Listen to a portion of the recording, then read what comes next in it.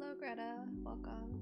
You are the first to be in here today. Just let me know if the audio sounds good. Just pulling up your references and also stuff for Misu.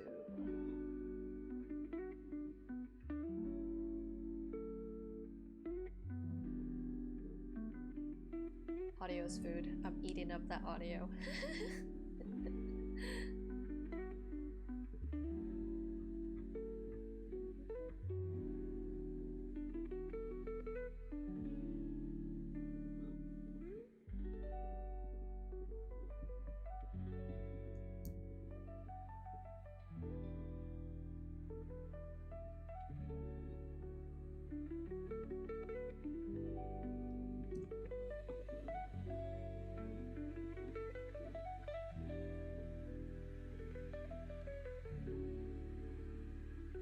A new iPad, oh my gosh. Is it the newest version? Let me see. I'm not up to date on iPads. Let's see.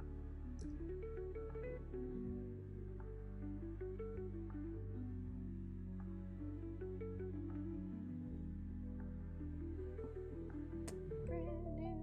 We love that sweet ass line art. Low-key giving Apple a shout out even though they don't need it. Dang. I mean, I like how they're just, moving towards more of those pastel-y colors for the options.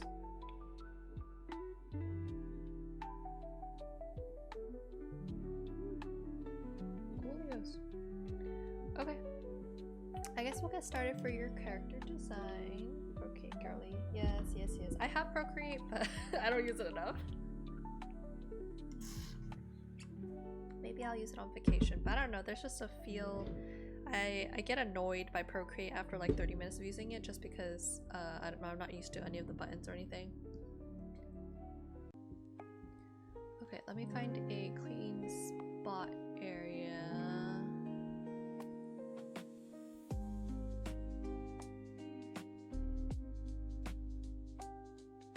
So for this character design, you want to ask yourself whenever you're doing character design, it's like, do you want to go, what kind of character trope do you want to go for, right?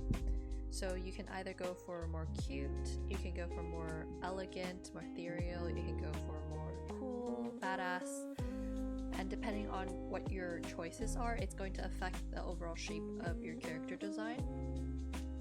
You can even where am I going on vacation? I'm going to Greece. Good old Greece for the fall. It's been a year in planning, so I'm hoping the strikes aren't going to get me stranded there. But let me take a look at some of your references and we'll see. I have a feeling that you like more of the edgy, cool girl kind of vibe rather than like your cutesy, super feminine, but I don't know.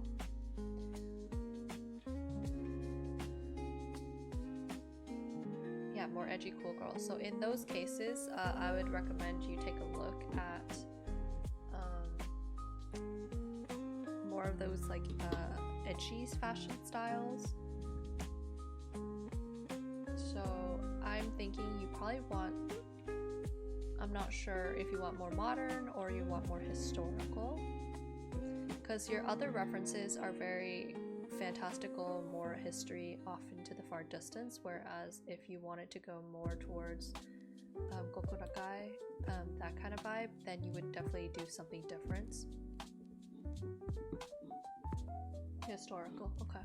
If you're going historical, I hate to say this, but when I design character outfits, I just take a look at what's in fashion right now and then I kind of mess around with it. So where's my page? Where's my I feel like I'm blanking on, oh, there. I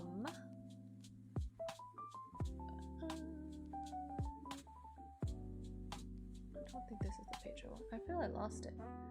Okay, so we can take a look at some Victorian dresses, and then usually what I do is I kind of mess around with it. This is AI, so we're not going to use that. But you can see how AI is learning the whole style of the laciness, which is very classic. I don't know what era it is, Victorian, whatever it is, but the laciness. So if it's something you like, what we can do is you can either decide you want more poofy, do you want more sleek looks.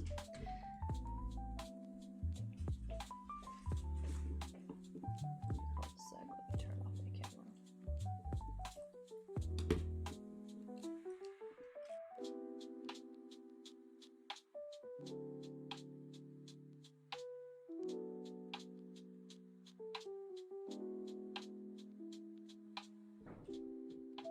So if we want to go more sleek, then some suggestions I might have is instead of doing this A-line kind of skirt,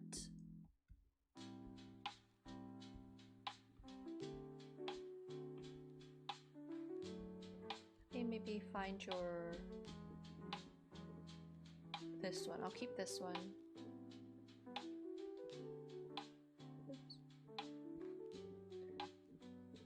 I'll keep this and we can work around it, okay? What I like to do when I'm trying to design an outfit is I try to just do a lot of iterations where I'm not actually putting any detail in the characters at all, just the general pose.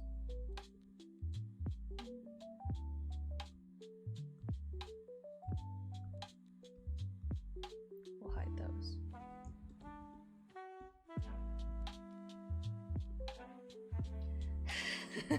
I told you I have a day off today, so I'm going to stream early so we have more time to do streaming and then just to do whatever art things I feel like doing. I've been feeling like working on some personal art. Okay, so what I typically do is I do super basal sketches, so barely even do any posing, so I just want the general shape of her figure. Doesn't even have to be too anatomically correct, because this is just like our kind of like your Barbie cutout paper dolls, enough for you to play around with ideas, right? So we'll keep this as that paper doll, paper doll base, and here's when we can start playing around with it. So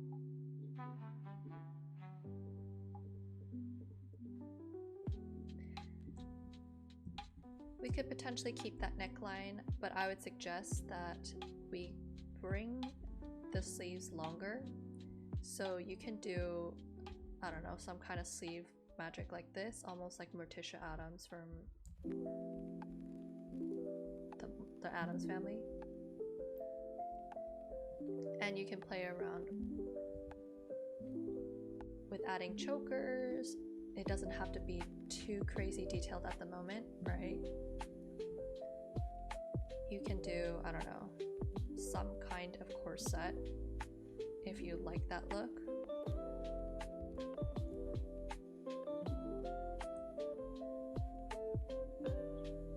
So we can keep some of that poofiness, but instead I would just make it maybe a little bit longer.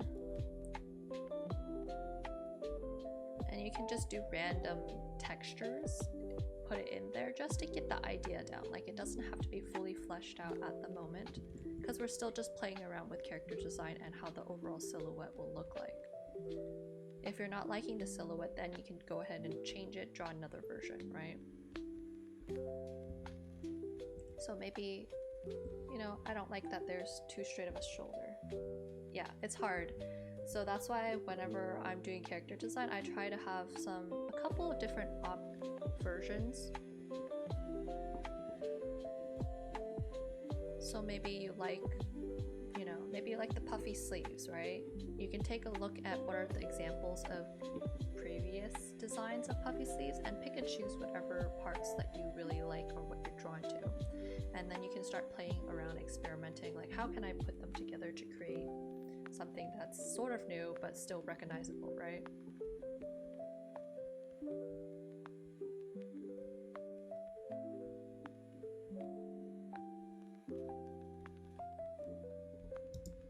I don't know if it's actually Victorian or if it's like Elizabethan.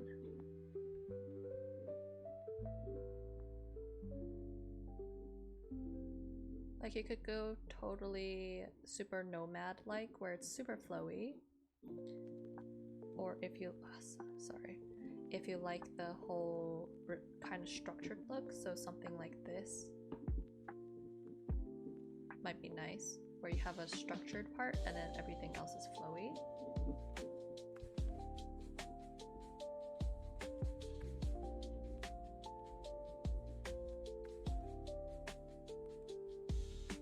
You like the structure look. So yeah, so we could do structure look, so maybe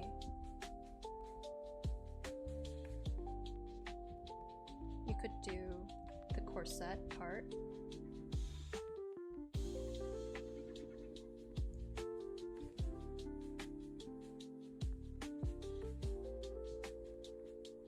And with witches' hats, I would suggest you don't make them too tiny, because if they're like too small brimmed like this, it doesn't feel dramatic enough.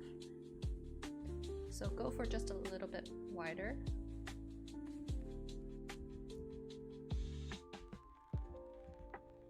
Just be a little more floppy.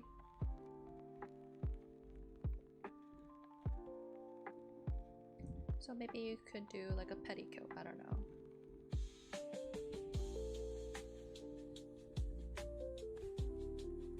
That's a little bit more stringy to get that whole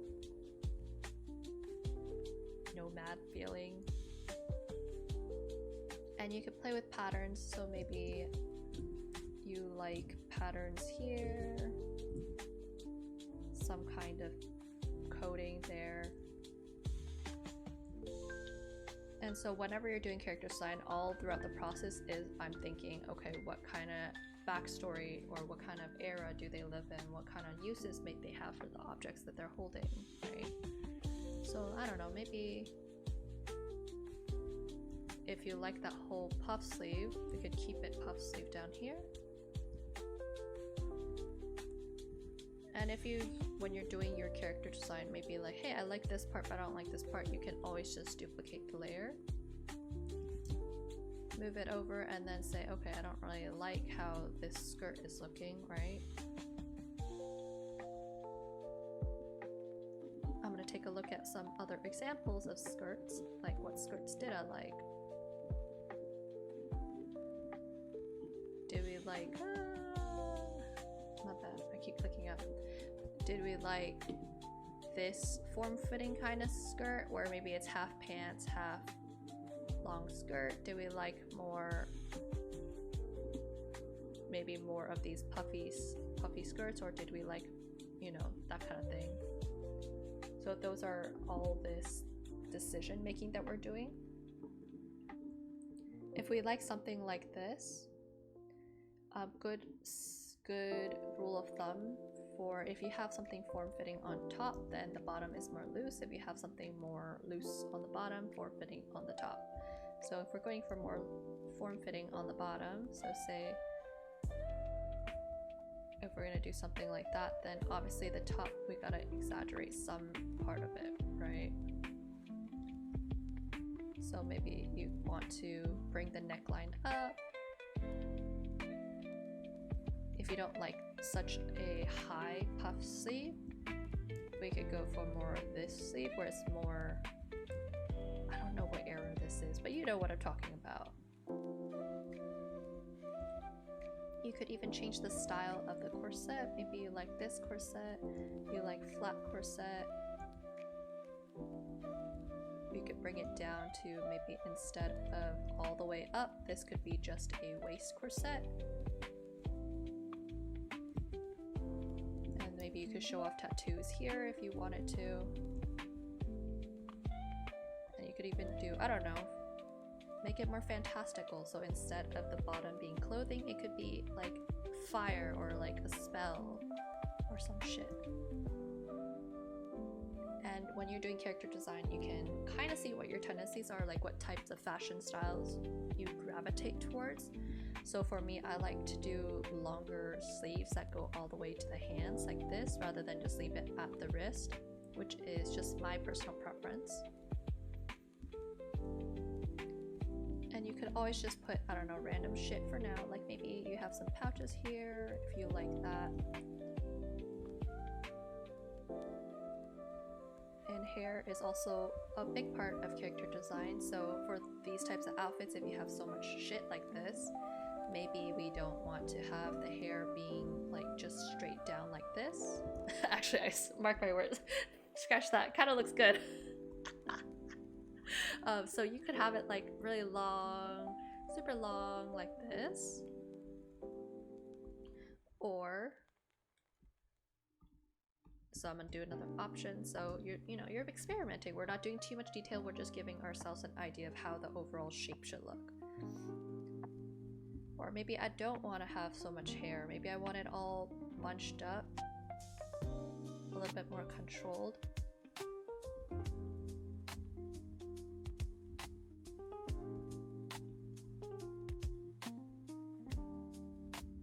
And maybe I don't like the pelt idea. Maybe I'm gonna change it up. I'm gonna do something else. It just really depends on what you kind of want to play around with.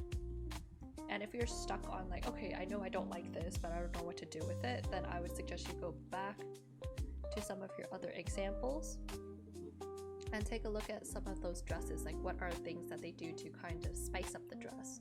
So maybe they put a charm, maybe they put a sash, maybe they do this kind of weird wrapping with the skirt, right? So there, they put this weird charm thing to kind of break up the shape a little bit. I know this is AI, but we're just, stealing stuff back from AI. Or maybe, I don't know, you could put like 2 fabrics that are coming off. So maybe, I don't know, if you like, you could fill in this gap with ruffle in the middle, if you like that look, and you can make it like a schoolgirl teacher, I don't know, kind of witch.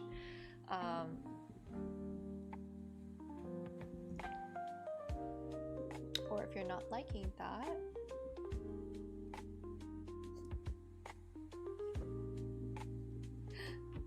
so yeah, if you had done a very sleek top, say if you did like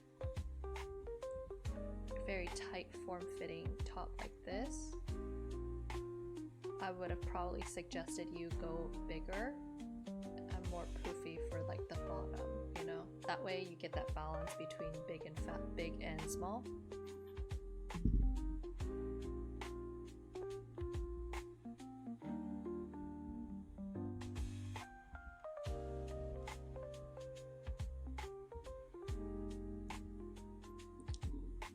I'm not an expert on corsets, so you could always go ahead and look up corsets. And you can experiment, okay, what type of designs do they exist, right? You could do the classic V shape. You could do more of this kind of shape for your corsets. Or we could even do something where it's more extended like that. And that's just up to you to play around with and see what works for you.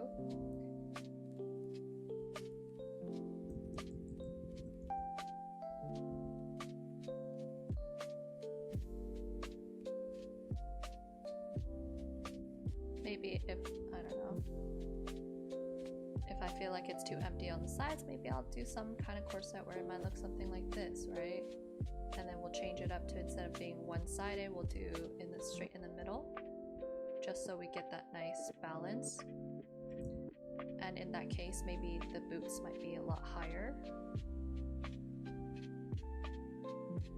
You could also do asymmetrical boots, that's always an option.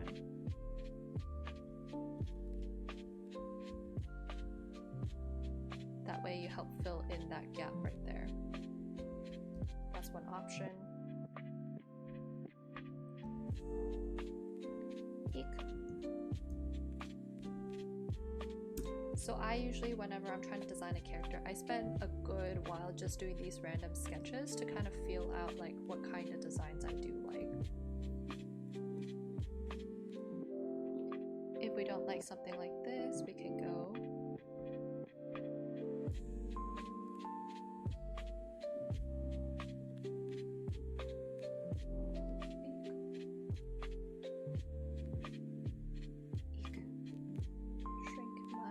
down just a little bit.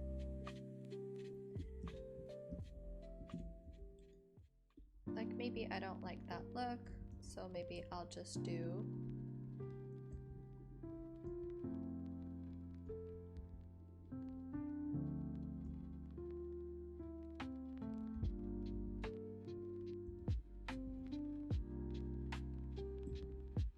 right, that's also an option.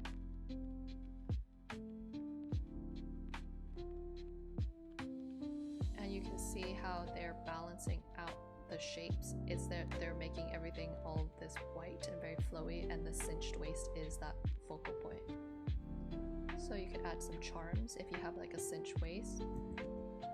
Probably want to do some asymmetrical charms so they're not too perfect. Hello.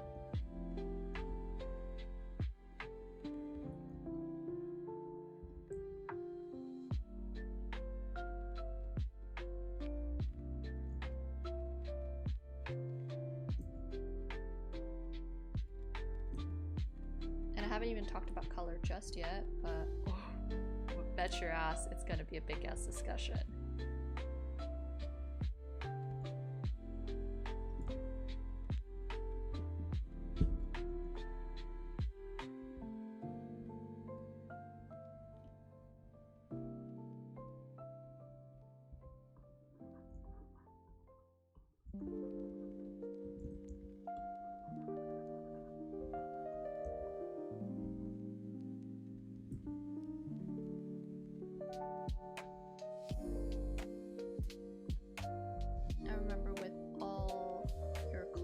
Decisions will come the hairstyle and the accessories that come with it. So you could design, I don't know, whatever you want for this part. Here might be missing something, so you might want to put, I don't know, you could do some chain necklaces like that. You could do like big swooping chain necklaces like this, also an option.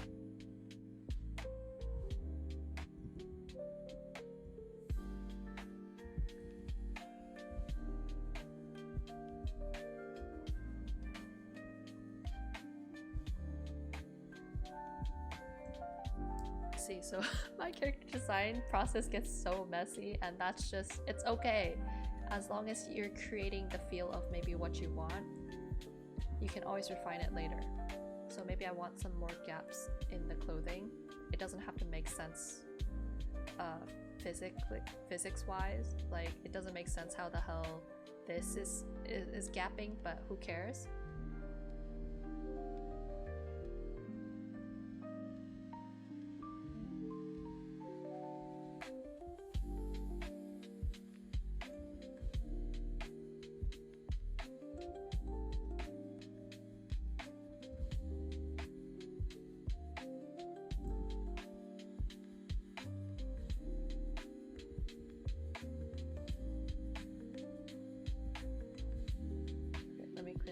Just a little bit.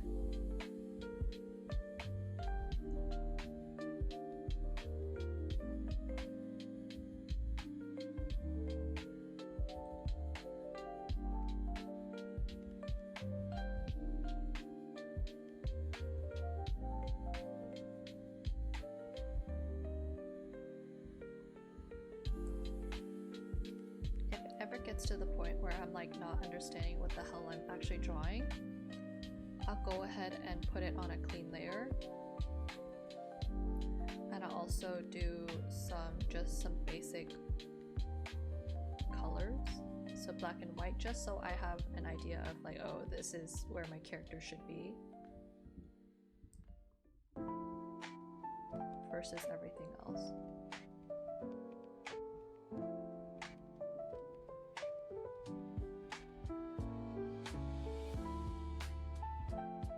So that's how you would figure out your idea. But I don't think you like this kind of vibe, so maybe we'll go back to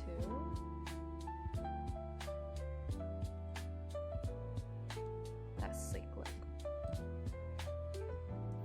And let's clean up with a better corset.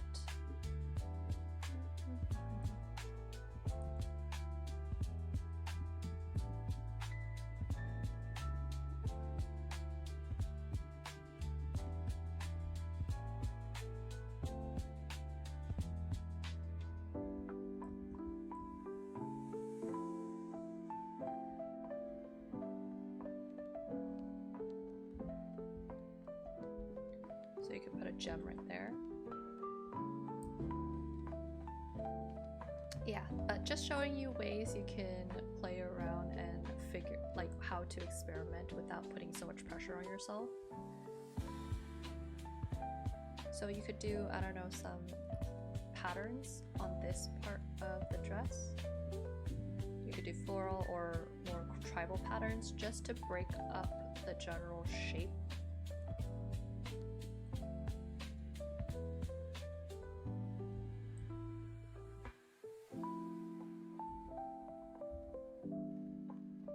And this would be some kind of ruffle. I don't know. You can you can figure that out.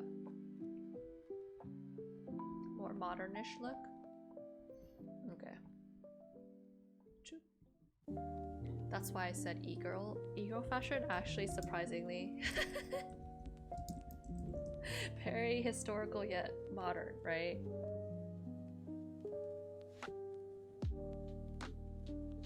So if you wanted more of that modern, then you would probably not want to do the puff sleeves. Just because that gives off too historical. But since we're going for that very flowy bottom, or very tight bottom, we gotta do something closer up top.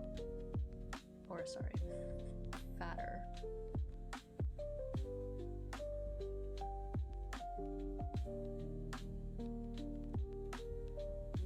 Let me draw her arms back.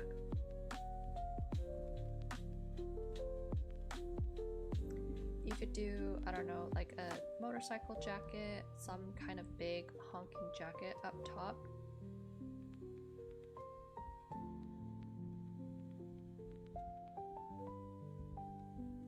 And then you could do combat boots, Doc Martens, whatever you want.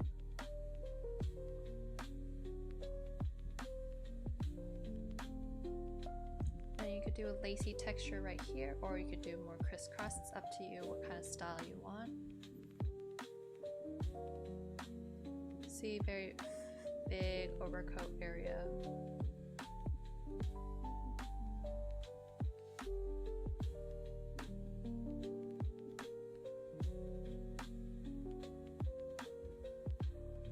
And in that case, if we're doing more modern, you may want to do more of a... Okay, hear me out. If you want to do more modern, then I might suggest we stray away from the traditional witch hat. Especially if, say, you wanted to do more of that biker kind of vibe, or what was it?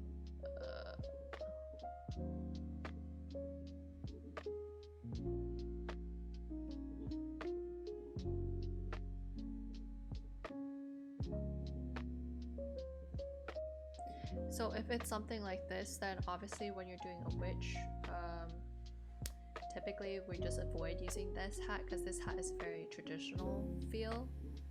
If you wanted to, you could do some kind of play on a modern hat style, or you could do a play on if the witch is like in a biker or a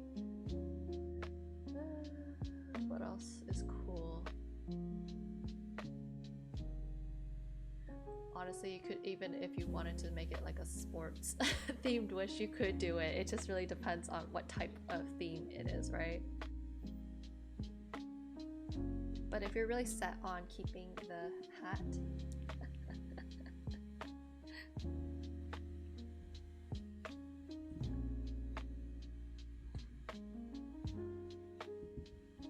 you really do like the hat, then yeah, we can keep it. We'll just have to make it like a quasi what's it face? I'm forgetting everything. So e-girl outfits, right? A lot of kind of corset shit. A lot of tight-fitting shit.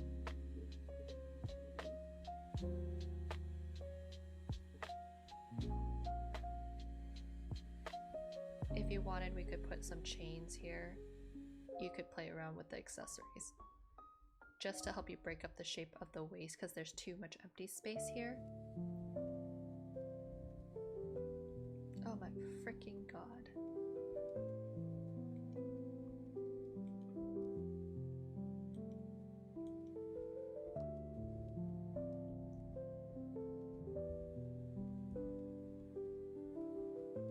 Character design is never easy, sir.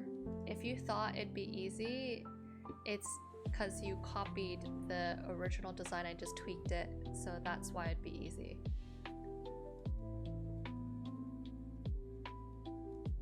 Oh shit. Fuck me. Okay, sorry. I'm on the wrong layer. Haha.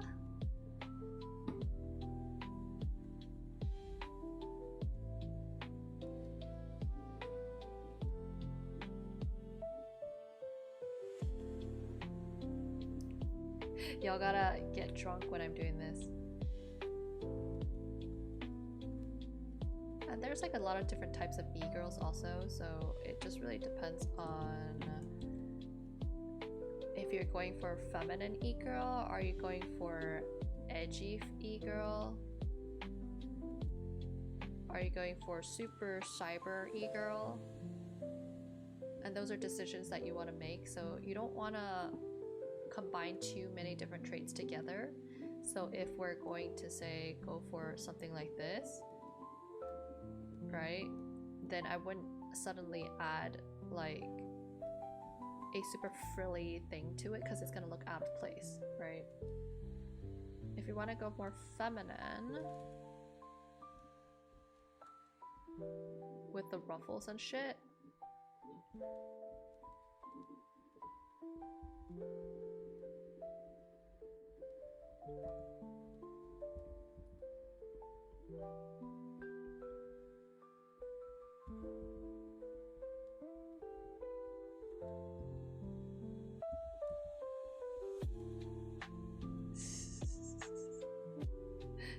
time to get wasted, then I would definitely recommend you do like the lacy textures right here. And then for the corset,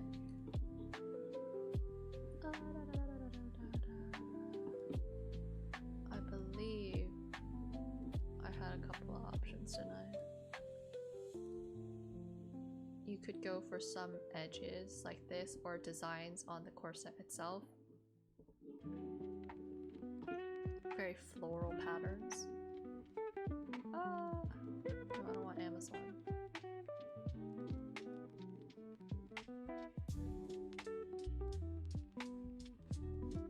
So maybe you like the whole edges.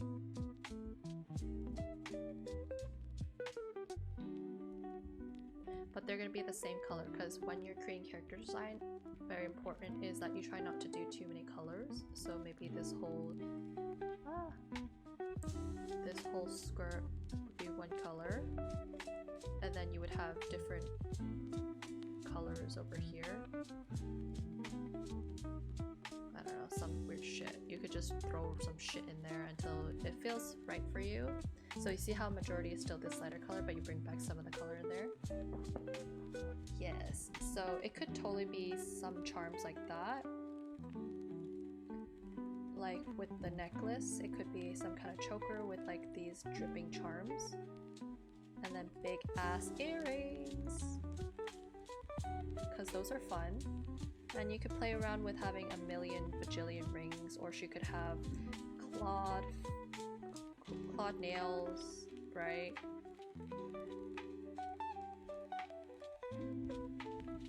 All options to make your character more interesting. Exactly. So maybe if you like something like that, that's how you could potentially move forward with the design. And if you really wanted to, we could play around with more designs in the where is it? Designs in the corset itself. This is time to put on your thinking cap and do some squiggles here and there.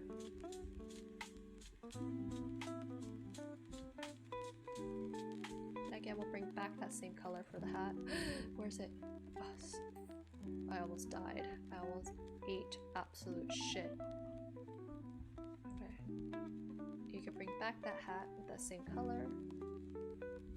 See how that kind of ties the character, makes it a very distinct character profile. Rather than say, I'm gonna do, let's say I do the sleeves are one color, and then the corset is one color, the dress is gonna be a different color. Like that just feels too disoriented, right? Like you want to be able to see that your character is one recognizable color. So like if you think about the greatest character designs that we have, like SpongeBob's known for his yellow sponge, right? For Dumbo, he has that iconic yellow hat. Who else? Mickey Mouse, that red trousers.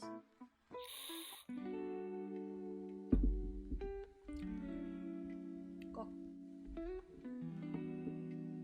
Demon Slayer, their iconic, what's it called? Hoffer? Is that what it's called?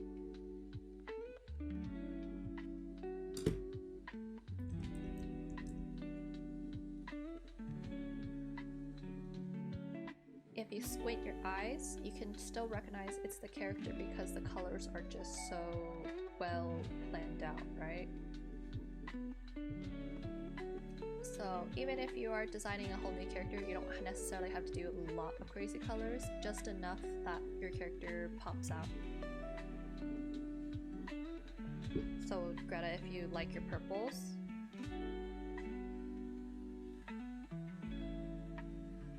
where's my... If you like your purples,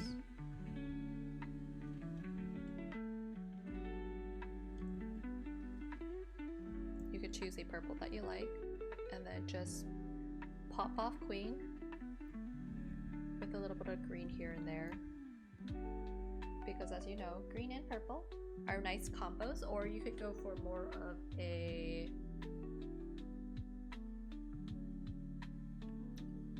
complementary combo where maybe instead of green you might like your yellows better, yellows and oranges, right? So see how that kind of looks Halloween-y. Just really depends on what version you like. I typically like using green and purple because it just gives that spookier factor. Yeah, we have the same mind, so we'll do that purple and greenish.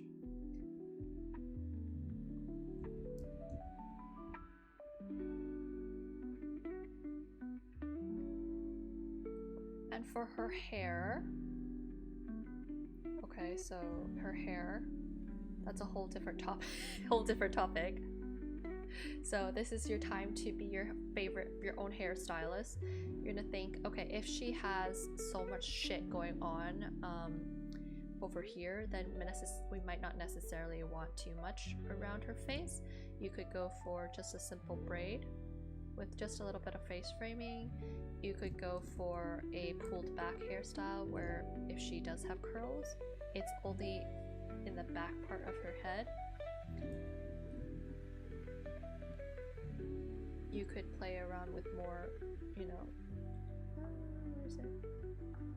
You could play around with more unique anime kind of hairstyles if you wanted to, so 2 color tones.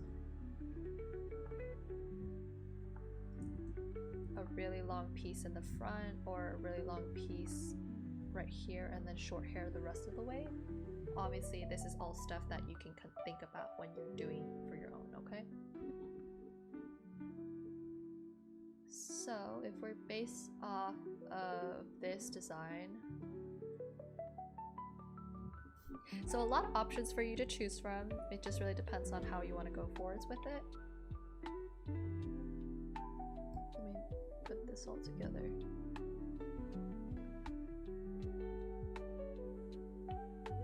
Oh, he did? Okay. I'm on it.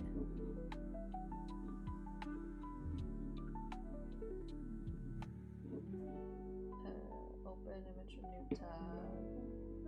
Save image. Why won't it let me save image as is?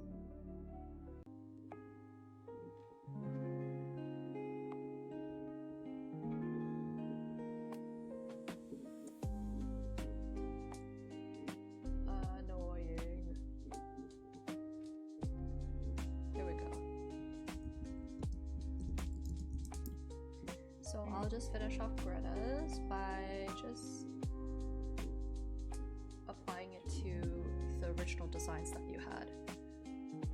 So let me hide all the other stuff.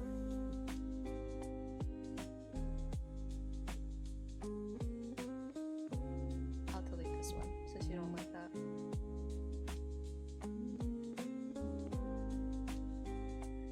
Tattoos. I think the tattoos would be a cool idea if you're gonna do, say, scoot that baby over. So let me just apply what we've decided. Oh my god, where? Oh, there it is. If we're gonna apply what we've decided onto your sketches.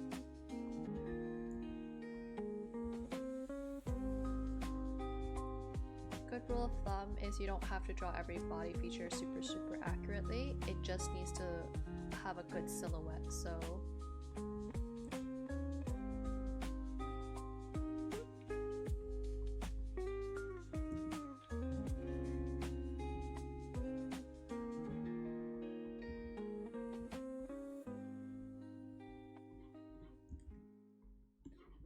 we're gonna basically ignore the legs at this point.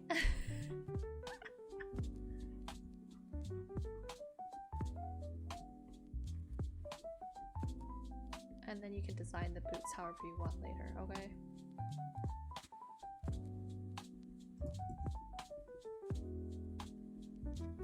I'm just gonna put that down there for now.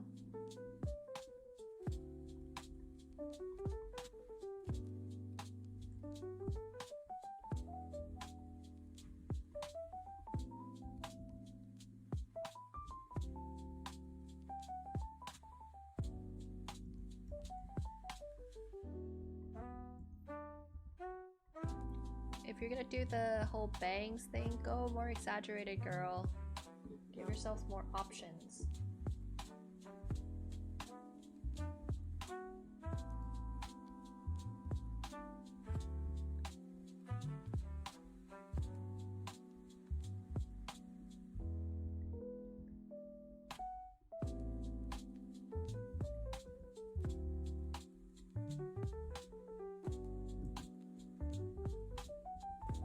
And then you could always, if you don't like the whole chain thing, you could put a knife holster, is that what it's called? For the whole aesthetic that you're doing for the tattoos. So you could do the moon thingy here. I think it's a cool design. I would just add more blacks into it.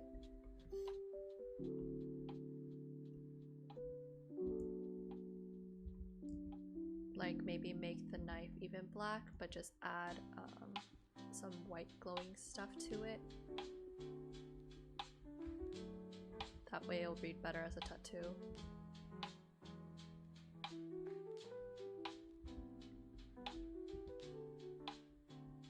Something like that, I don't know. It's a random thing in there.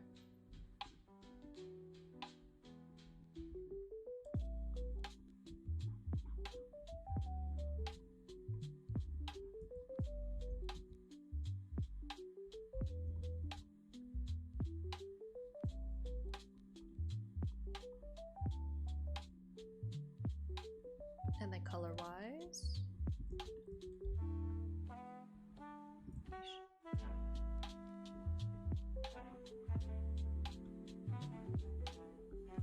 oh, this is ugly coloring, but we're just here to do it for...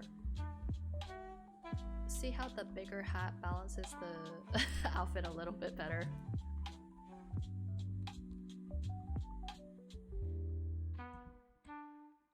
And then if you wanted to, we could do just a slightly different color for the inside to really separate out some weird designs. Can just be scribbles for now because I haven't decided how I want the design.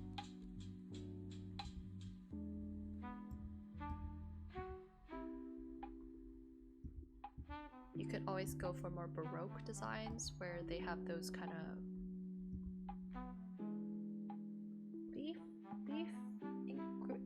gildings? Gildings?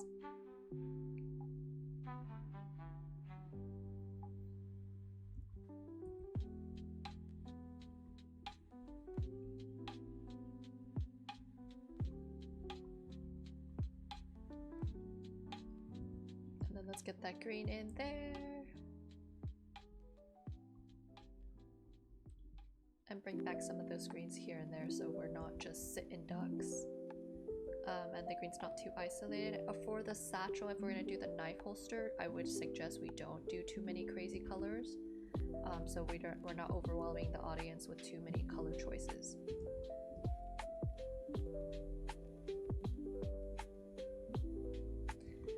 And then let's do just a little bit of weird flame effects.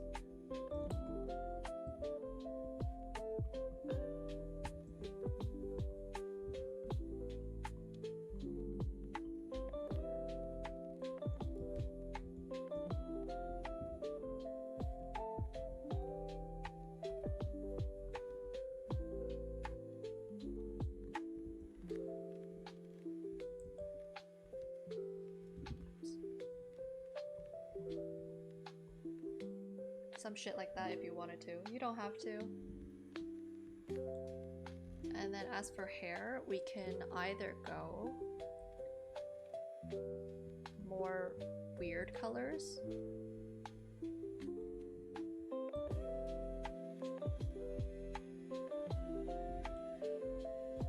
Like this.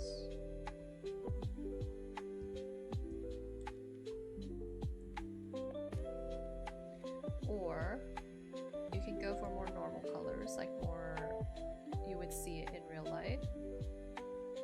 But we're just making sure we're using colors that are complementary to the purple.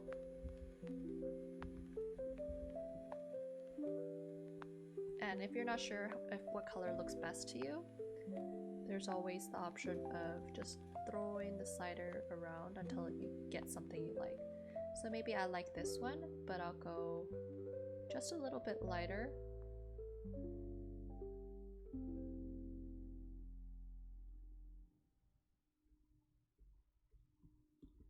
Almost like a little strawberry blonde. And there's always the options to do some highlights in the hair so that the hair's not all one color. It just really depends on you. Okay?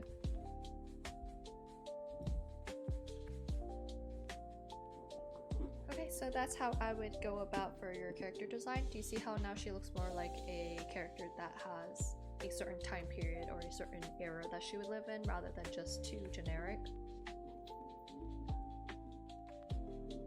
Okay. Yeah.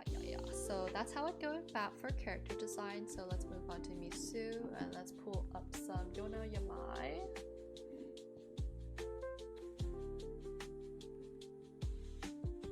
And let's analyze what kind of things she's doing for her style.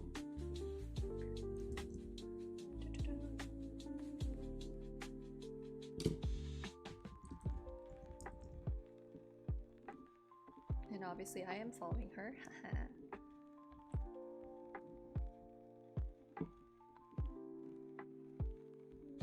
Let me see if I have a good image. I think these are too close. Okay, so this is an example of how she does her 3/4 style. It's very classic anime simplification where we're not going to be concerned. I'm seeing the character in the bottom right.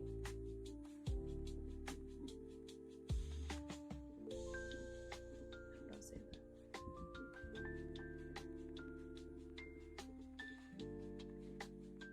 I'm so confused, Jesse. I have no idea what the hell you're talking about. Let me hide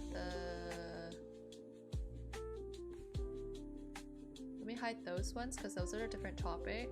Seems like you kind of want to know how to draw heads better, especially in the style. So this one seems to be kind of a study. Let me see if I can find which study it is. Did he have the reference? Of this one. So I'm gonna expand our canvas Yes, so I'm gonna do a different layer, different one, so I can put them side by side.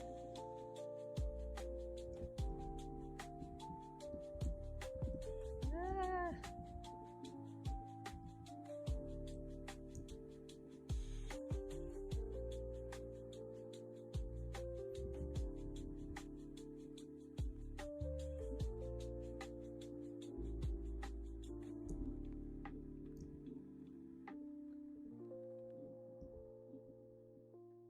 Put them closer together so I don't waste so much space.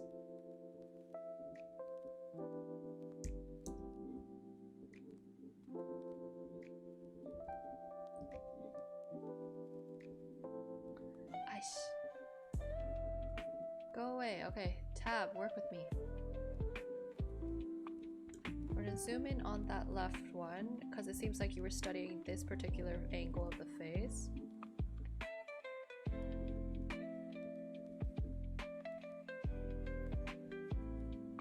I think with tracing, once you trace, what you don't want to do is just immediately draw, trying to copy what you see. What you want to do is kind of analyze the proportions of what the artist is doing. So let me get a different color. I'm going to first draw the general size of the head first, so we can get an idea of how the artist is kind of breaking up the proportions of the face. Okay, so if I'm to find the middle, the head is from the other reference. Is this one? But this is the general idea of what the artist is doing in this particular angle, right? So if I find the middle of this space, I'm gonna use my finger and I'm gonna kind of put it up to the screen and I'm gonna eyeball what looks like about a half. So something like this. And then I'm just gonna match, make sure it's about half. So this might be where that halfway point is.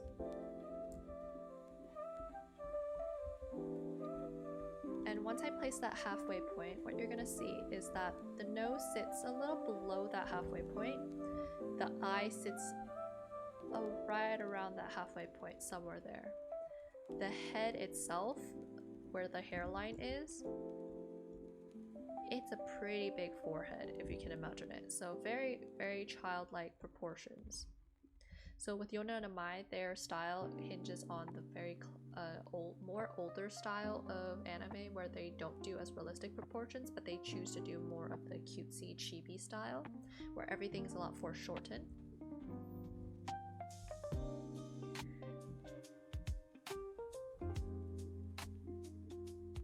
They have a little bit more space between the eye and the eyebrow to create that double eyelid kind of look. The mouth, they keep it pretty simple. So instead of doing the whole detailed mouth, like, okay, I'm gonna do every single thing in the mouth like this, they're just going to simplify it to just a simple line and use some shadows to indicate that this is the direction of that mouth. Okay? There's no nostrils, so obviously when you're drawing in their style, you're not going to use add any nostrils to it. I mean, you can, but it's not a prominent feature of the style.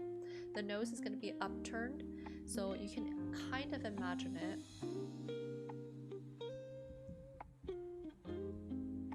You can kind of imagine it to create this shape. So the cat, so all over TikTok where they're like, anime style is a cat. And it's not wrong, because this is really how a cat would look, right? So if you can bring that thinking back to when you're drawing the nose for here, start with this weird cat shape, the weird nose and then a flat mouth. That will help give you a better foundation for when you're drawing the head. So if I bring this back into here,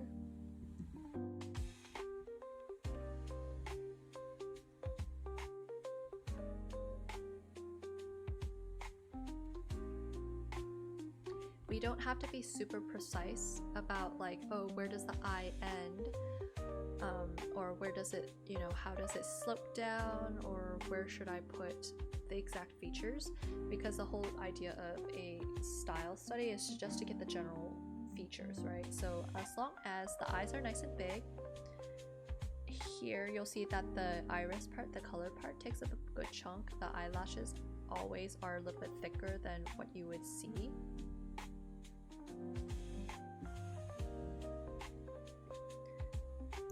If we're looking at this study that you did, they do just a little bit of detail. So a lot of focus is emphasized on the hair, less so on the face. A lot of details in the objects that are in the image itself. So UniMI, they're known for a lot of detailed artwork, but if you look, the faces aren't really that detailed. They have a lot of more emphasis on the individual strands of the hair, and those ones you can achieve, I believe. They just draw. Hide that. Hide that.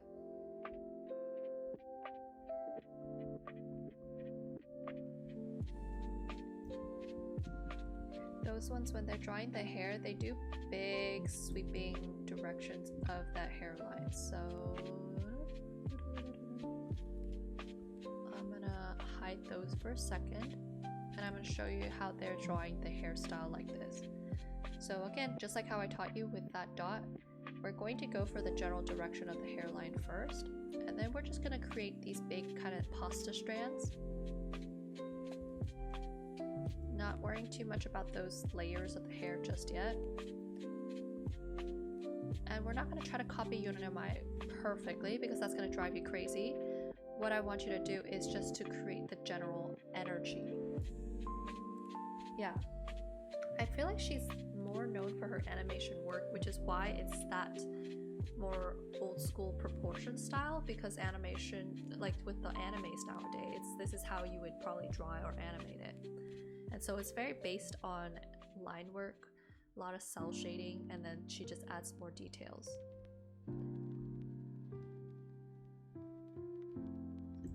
And notice this part right here, that's the hairline. So we're just gonna make sure it starts from the ear. We're gonna give it a satisfactory amount of space for the hairline.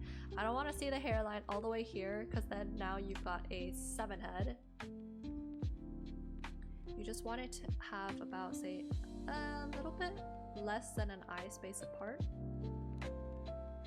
Just enough for you to be able to add, if you were to add an eyebrow, you could, right?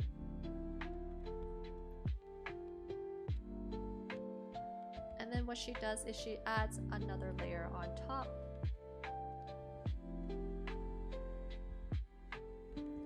And then we try to play around with some hairs. The ones that are on top are a little bit shorter, so maybe they get flipped up. So think about a piece of paper.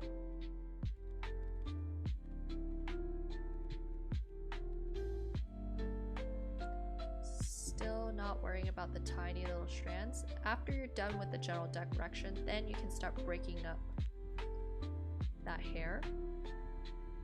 And she treats hair very much almost like a piece of paper, rather than like your individual big clumps. So see how it's very like thin, like a piece, long, flat object. So when I am adding those details to it, I'm still making sure I'm keeping the general shape that is a piece of paper. So even when it's blowing, it's still that blowing like a piece of paper.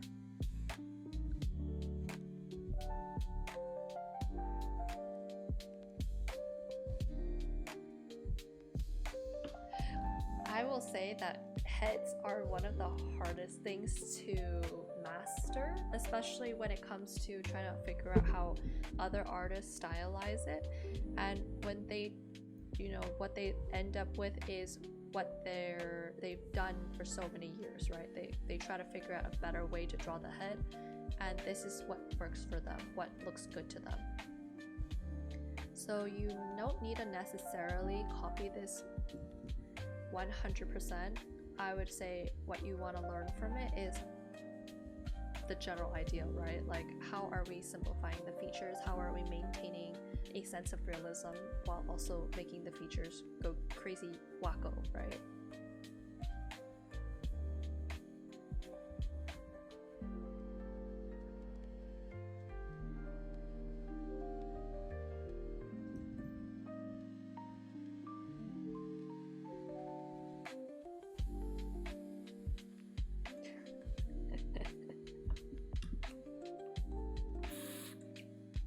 So if you wanted to keep going with the hair, you could add more layers, more wobbly bobblies like she does, because she does so much details on the hair, like especially when it's flowing like this, extra attention is paid.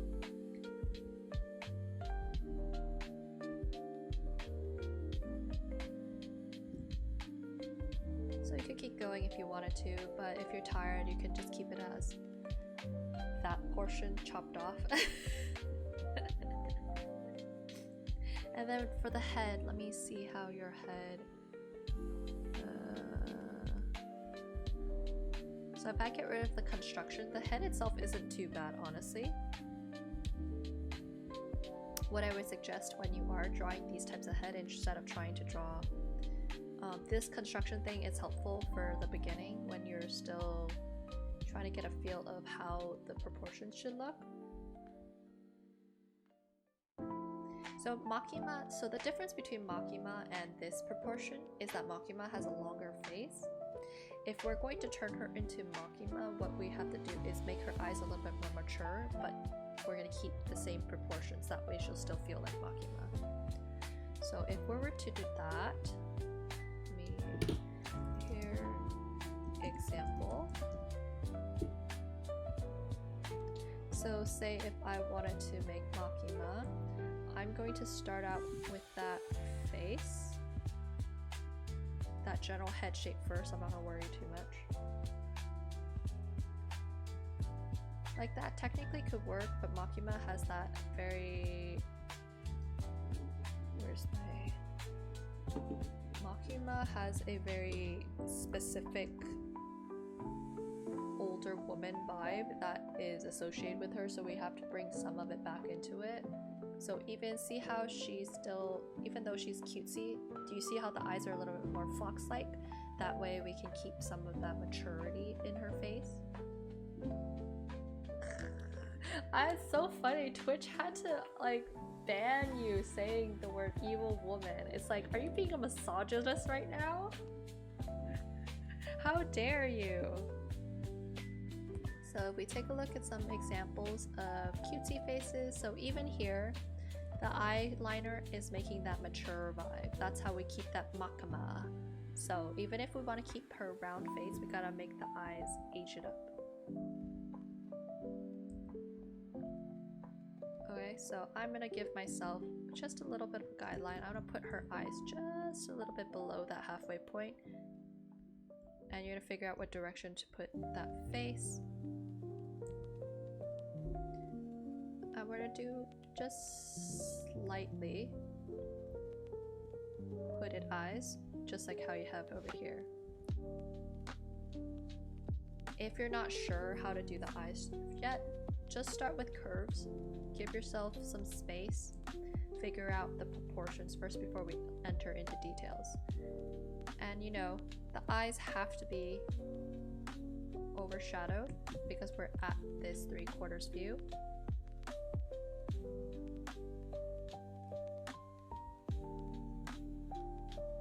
And the nose is going to be pretty small comparison to the rest of the face.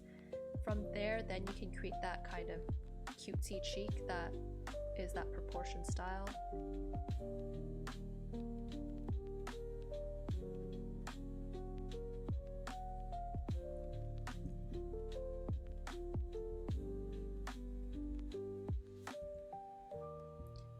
And the cheeks tend to sit pretty low for Yona Yamai's characters. So I don't want to have the cheeks starting up here. I would rather have it start close to where the nose hits.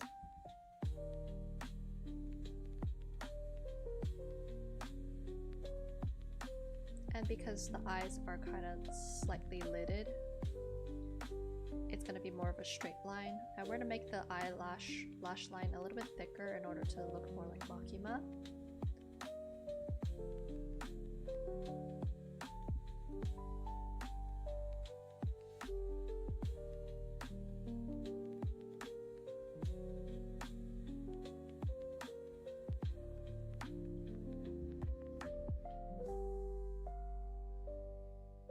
So you see how the eyes basically take up everything?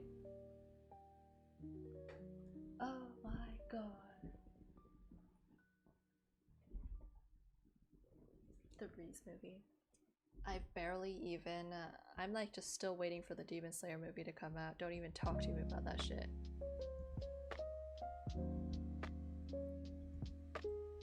Because I'm shrink down the size of the iris just a little bit because I want to give that mature vibe.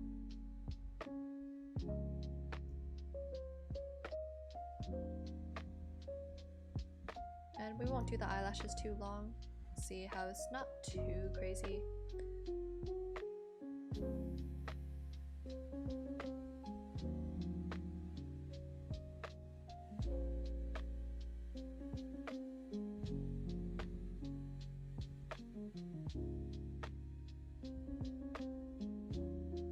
You'll keep the mouth pretty simple. Honestly, I would even not do the nostrils to make it look even more.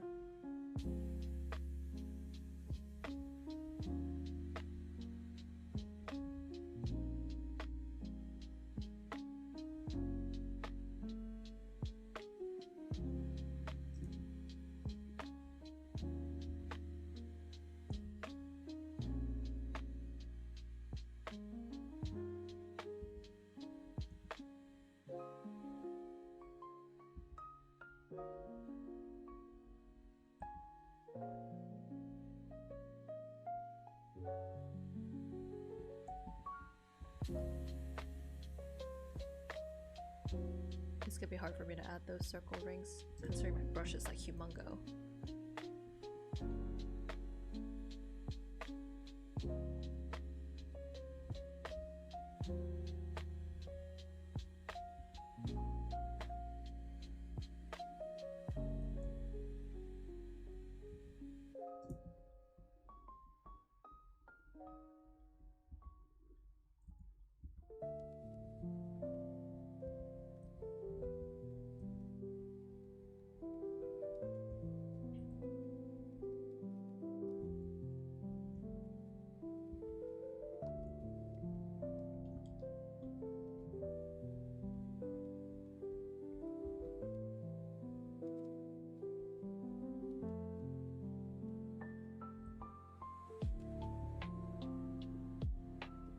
Gotta make the head as flat as possible.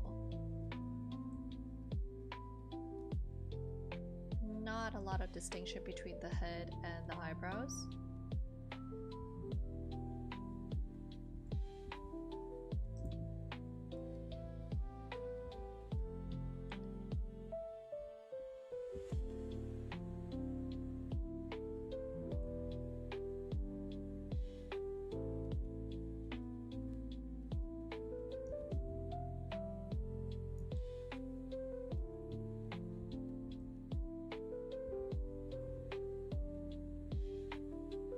Honestly, that's probably what Yona Yamai would do, is color the lashes like that.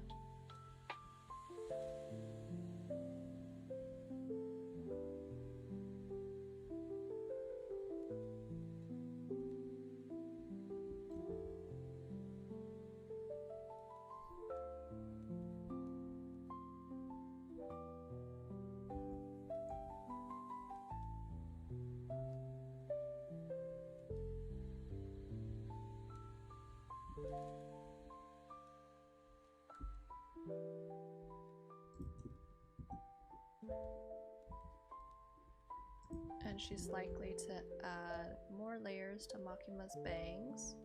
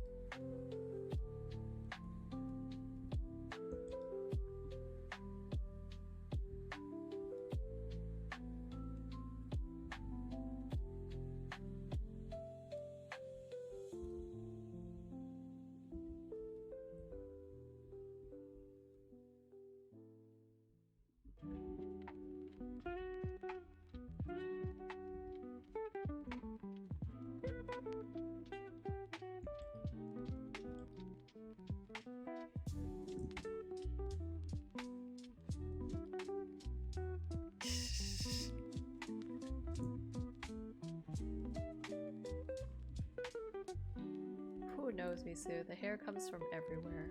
There's 100% believe that Yona Yamai would add like even more layers to the hair than there actually would be.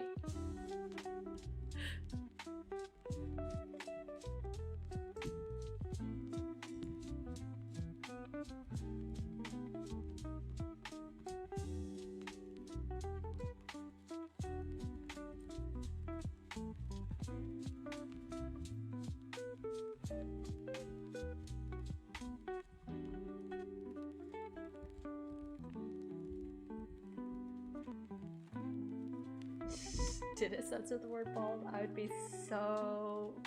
That'd be so funny.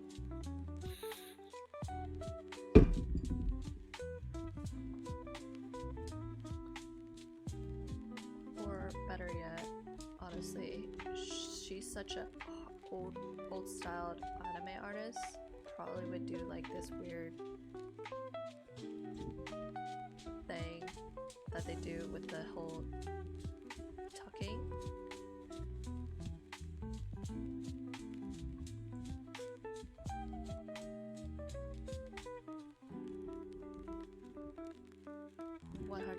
Believe she would do something like this. I don't know if it's a she or he, honestly. I can't tell.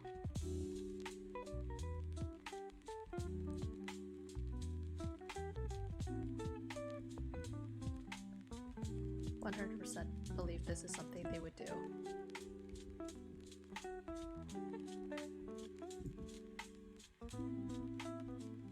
She's a she, okay, I'm not mistaken.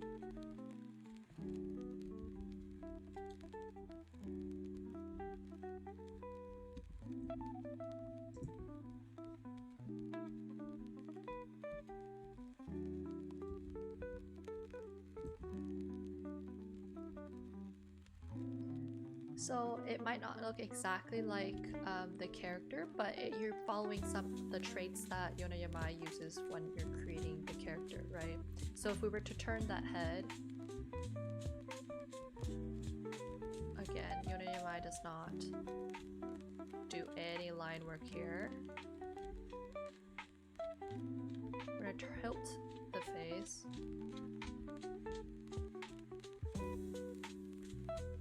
That means tilting the ear, tilting the mouth, and starting from that middle line, we're gonna create the nose, and it's gonna be very, very tiny.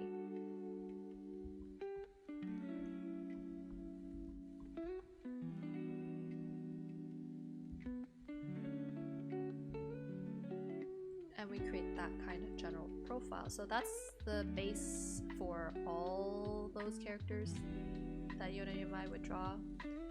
They would just change up the eye shape, change up the colors. Most of the characters, I will say, have more of that rounder shape for the eye. So their eyes are a lot bigger.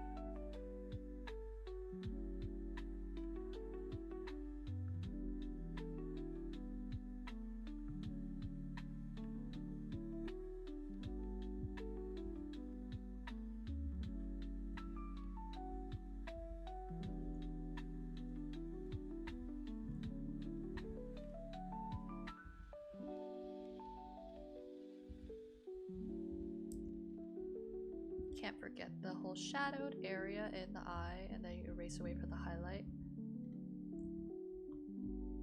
So if we're making it not smiling, you would just put the mouth more neutral like that. The hairline sits something like that, so bangs somewhere there. it takes a lot of time for you to be able to draw without any guidelines, right? If you need the guidelines, like even now I still do this guideline at least to give myself a good foundation for where I should go, but artists like Yona Yamai, they probably don't even use the guidelines. They probably just like eyeball everything, and that's because they're so used to drawing that particular angle, drawing that particular style, that they know how to simplify. So use the guidelines if you need to. Just keep in mind everything is a lot more focused, more squished to the bottom, so you get a lot more cheek on the bottom. Don't give me high cheeks, don't give me high cheeks like this. That's a different style, that's Maleficent. All the cheeks should sit close to that bottom. Somewhere there, right?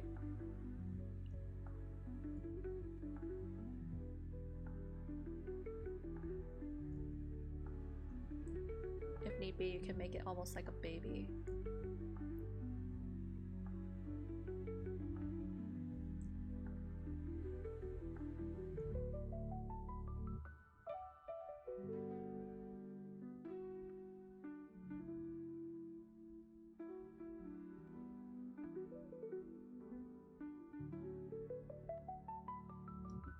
So some proportion like this would work for Yona Yamai. Like, I think they definitely do pay it. Stupid. Go back to where they had more expressions. So for the ones with more expression, like with the males, obviously the face is a lot longer because to her, in order for a character to read male again, as we remember, it has to be longer face, more mature face. Whereas for the female character, she keeps it rather shorter face.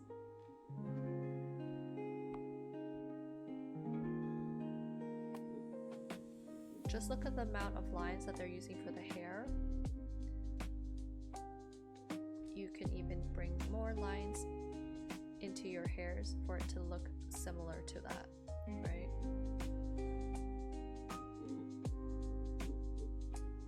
And then a lot of it is basically having good color. Like, they don't do too much detail on the faces or anything. A lot of it comes down to the cell shading. So take a look. This is also a type of female that they do draw. It's just not as common. Even with the expressions, it's that same basic round eyeball shape, and then everything else, the details here, they come down from the cell shading. So say if you wanted to study this, copy, I'm gonna screenshot this.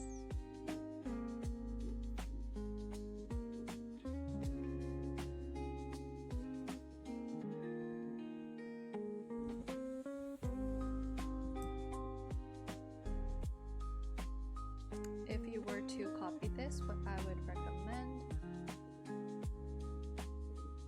is to just draw the basic shape.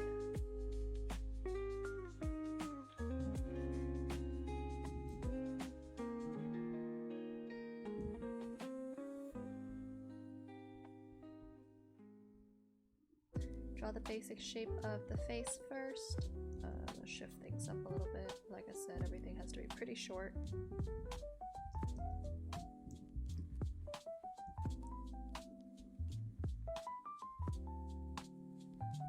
The eye is basically pretty tucked in this angle that they're drawing. So you would draw the eyebrows, maybe some wrinkles here and there, just a little bit.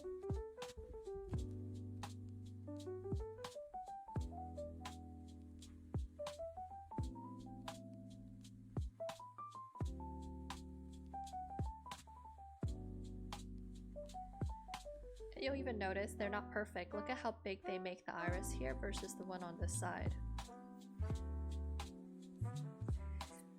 When you're placing the nose, don't go all the way up like this. Opt for more curvature on the bottom side. So when you don't try to force the upward curve by using the upward curve on the top side, because that's gonna always look like you're doing some kind of weird liquefy shit, right? I would rather you try to create that upward curve by keeping the nose bridge on top a little bit straighter, and then do the curve from the bottom. See how that AI art learned from her, so I don't know what to say. And to be fair, she's going for the feeling of the eye, and the eye, if it's bigger on that side, it looks nicer, which is why she made it bigger so you're able to see the color of the iris. So if we wanted to be super accurate, you probably would have wanted made it this bigger. But she wants to make it look angry, which is why they shrink the size down.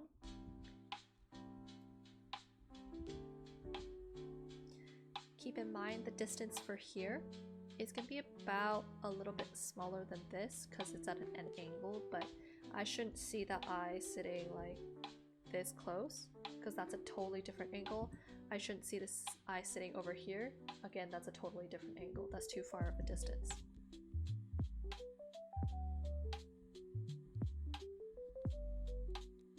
And then they're going to simplify. They're going to just hide the cheek.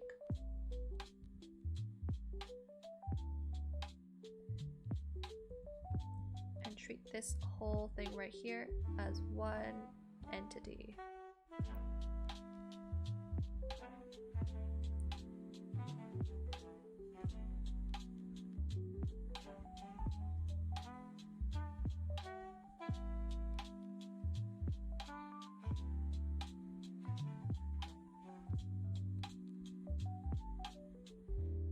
Once you're done with this basic sketch,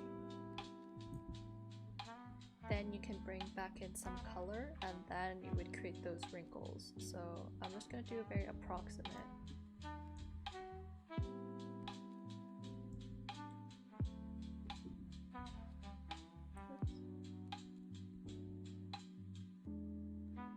I'm going to do cell shading, so that means we're going to simplify our shadows.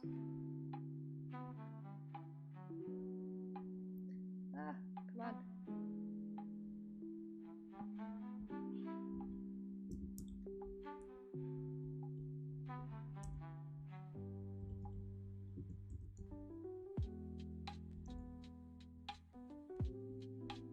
All the shadows that are happening is on top of the nose where the light, you know, it's coming from the bottom, so it's going to hit the nose.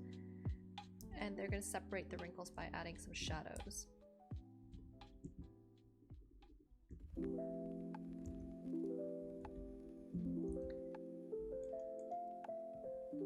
And this is why it's very fun to do these cell shading, because it can go pretty quick.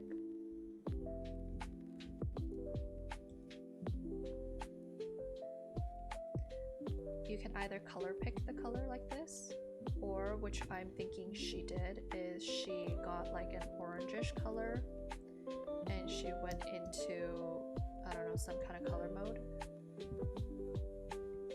Oops. And just added it on top.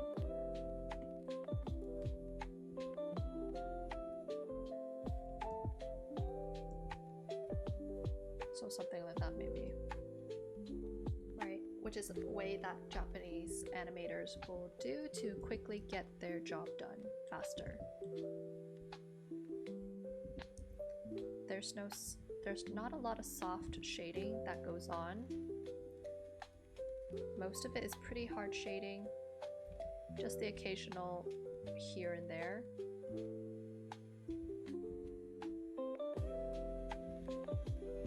And those ones are a lot easier to just manually do rather than try to do it at the beginning.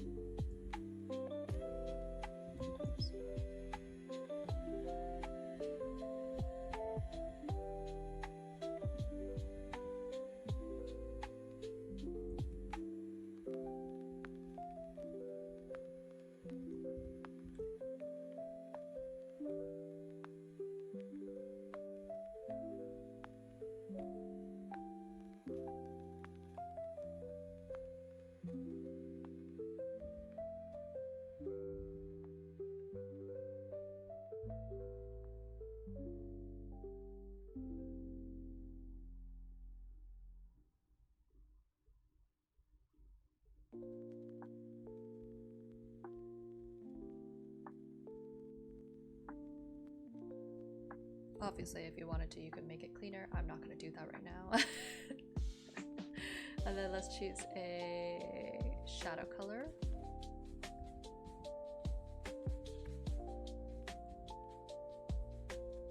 Something like that.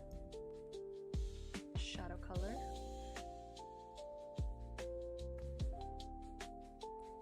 Shadow color. Light color over here. We'll choose a slightly lighter color for that.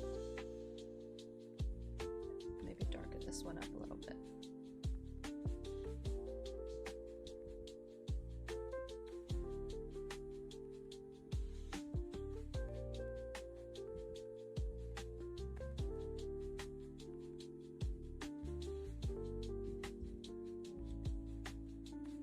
And to get that ring glow, you're just gonna choose maybe more of a goldeny color.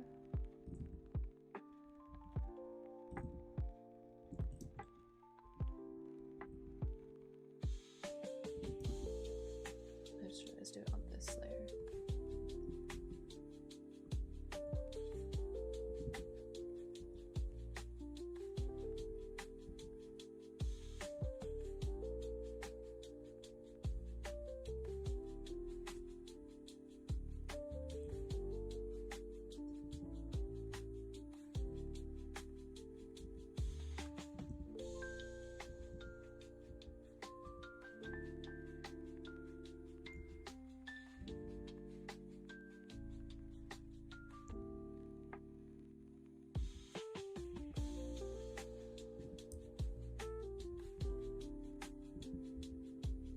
Bring back some of those blues that were missing.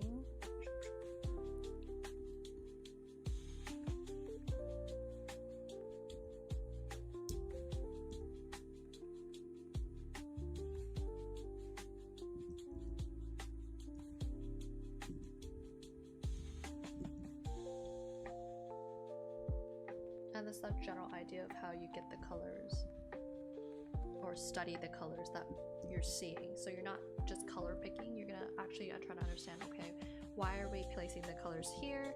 How might I simplify this method to fit into my workflow, etc., right?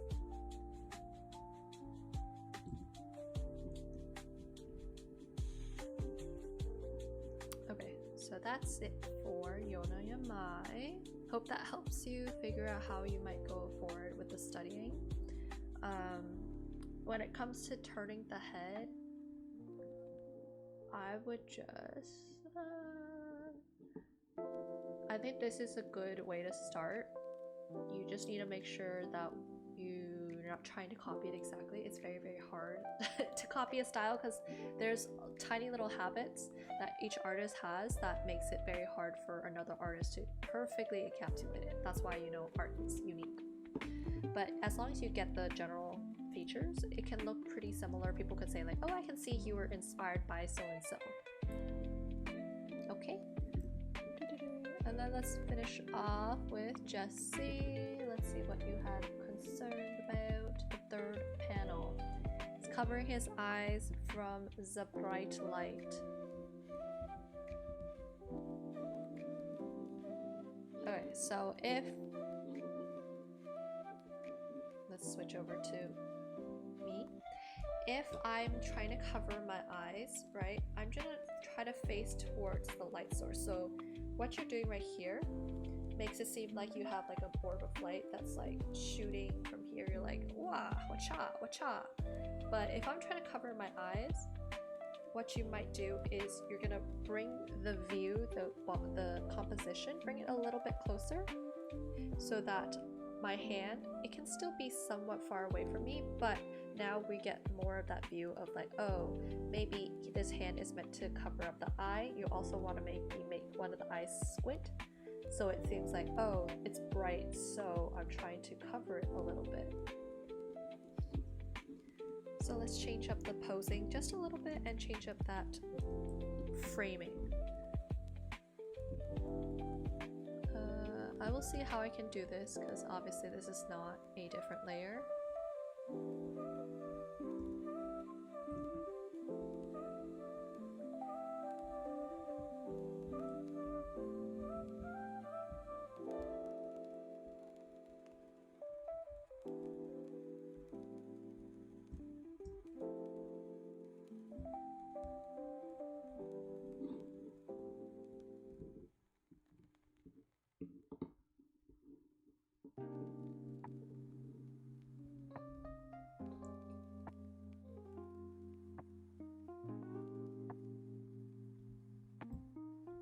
also don't know how much you should be showing off the character, especially if you want that particular part of the story to be he's covering his eyes. So I'm gonna,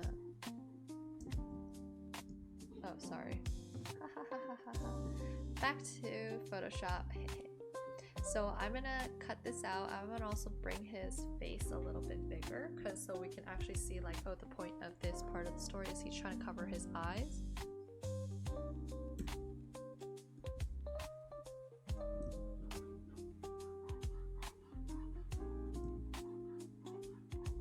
So bye-bye. And then we're also going to be moving his hand.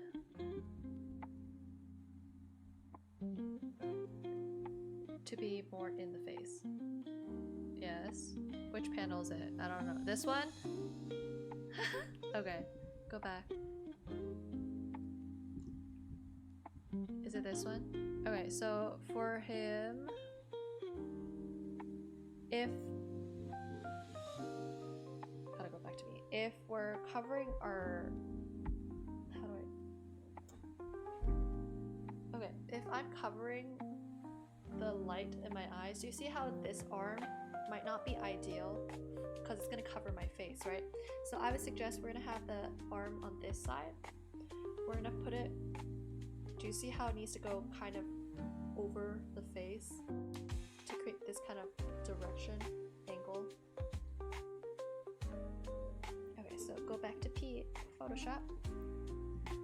We're going to delete this hand because it's going to block up your whole space if you put it there. So when you're drawing comics, it's important for you to also consider, like, is this going to block the camera's view? And if it is, then maybe we don't do that particular angle, or we switch directions. So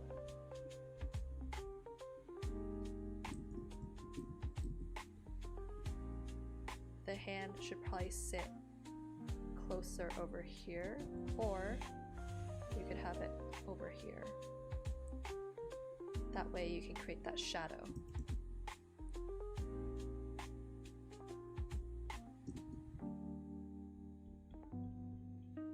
And if I want to create more of that I'm fighting against destiny kind of superhero, friendship power defeats all kind of vibe, I'm gonna have him lean forward a little bit more.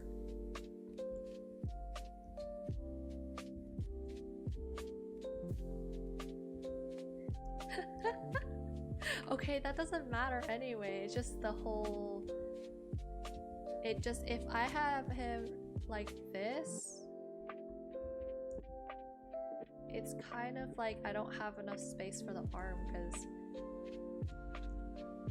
you're just gonna have to do it like this. The hand will be cut off. If you don't really care about the hand being cut off, then we can do it like this.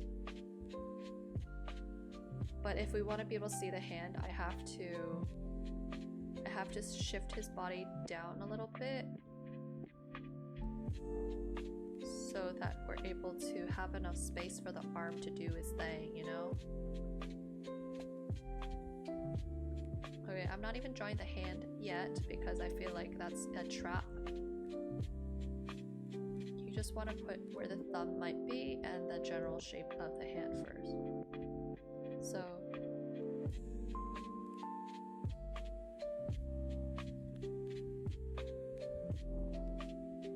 you can either have him doing this kind of move,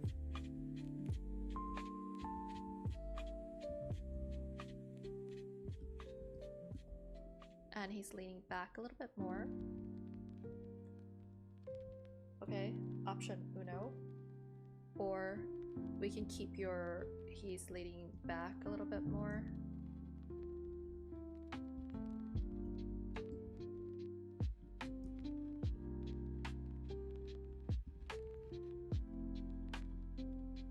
And he's being pushed back by some shit, I don't know.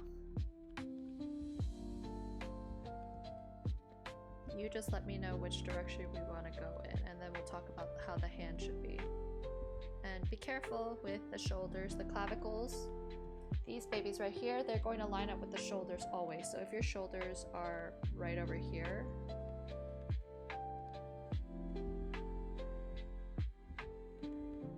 there's no reason your clavicle should be sitting so awkwardly over there.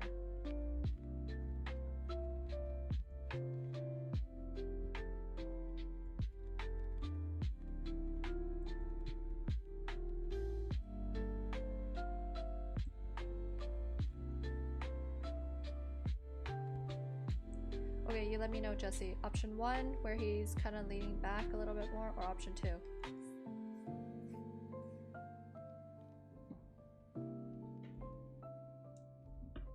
Two? Ha ha ha. Okay, let's talk about the hands.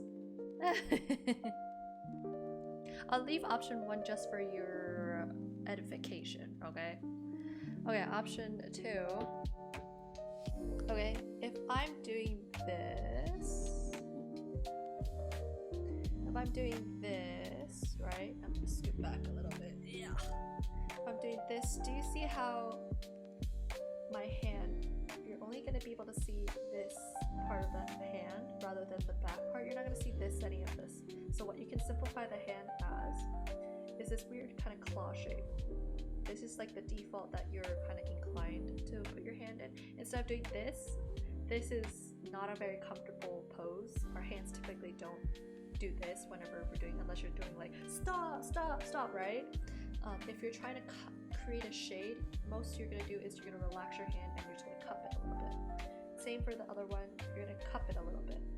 So when we're drawing the hands, we're gonna first make sure that we create a sense of dynamicism. So if the neck is pointing this way, then we're gonna make sure that the body tilts back out and we create this overall shape. This arm right here is going to create a, oh sorry. Okay, it's here. Let me erase. Let me say this again.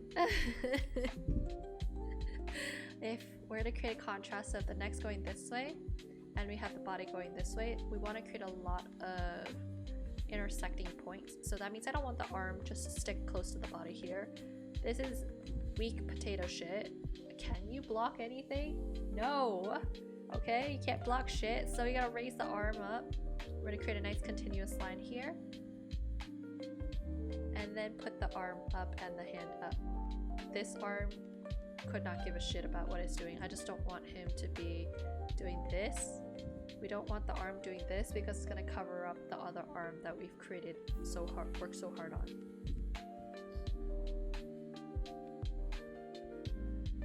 And then for that cupped look,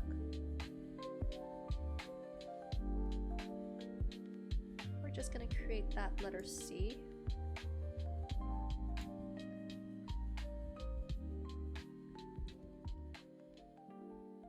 If you were to be able to see it, okay?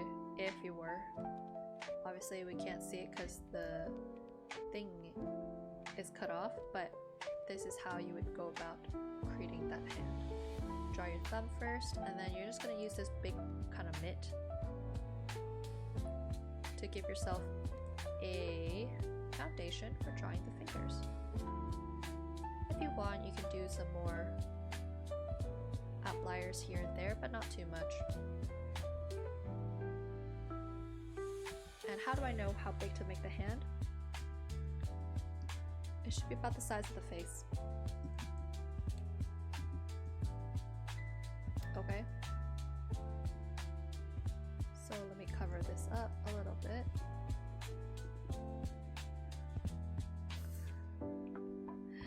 And the neck.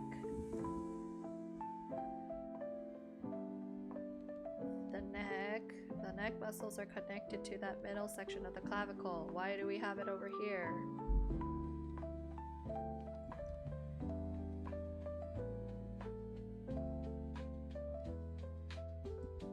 And then because you can't really see the other hand, but it's the same idea.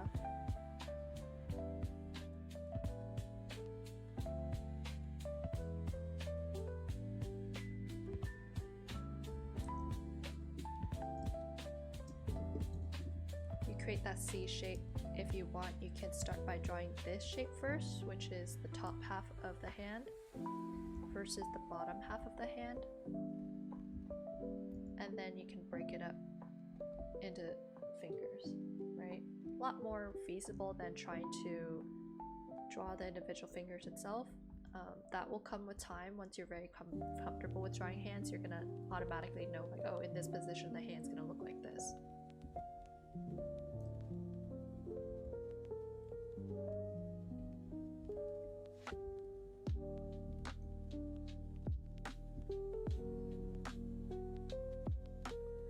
And to fill out your composition, I would suggest we have some of the hair kind of flowing back out this way rather than just have the hair all sitting behind. This will give some sense of dynamicism, like, oh shit, he's moving backwards. And then when you do the shadow,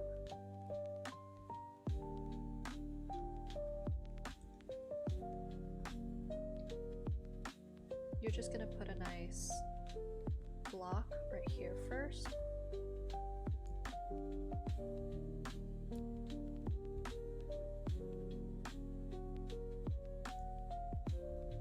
Obviously it's not going to block off all of the hand, right? Like maybe you have some holes between the fingers that might shine through. And it just depends on the light. Like maybe if your light is shining more from this side rather than in front, you might get more of that shadow this way. And that could create a nice silhouette, okay? So that's how I'd go about for that panel. Let me just take a look at some of your other panels real quick. For the cape physics, let me teach you a good way to go about it.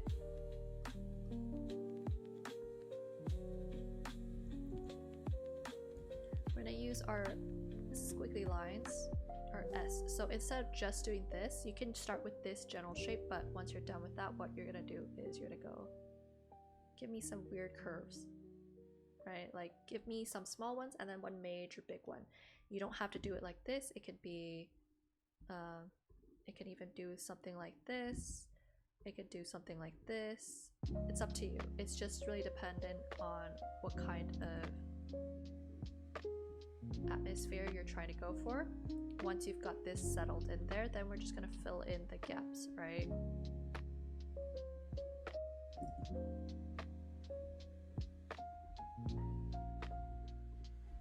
And by having this big swooping thing right here, you can help fill out some of that space that you have.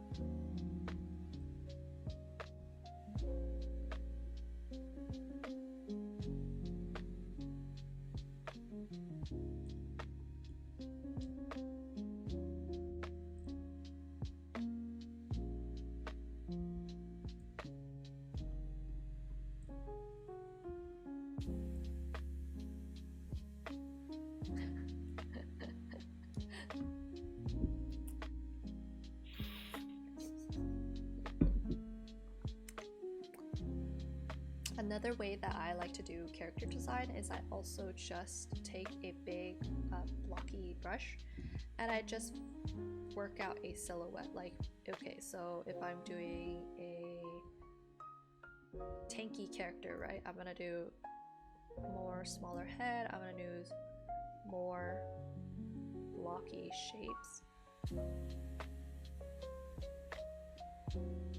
Maybe this is a robot, almost like Castle of Laputa kind of vibe. Like, I'm gonna feel out, okay, I like this kind of silhouette, maybe I'll elaborate on it, or I don't like this silhouette, I'm not gonna elaborate on it, right? And that might be a fast way for you to kind of just work out an idea at the moment that you might have.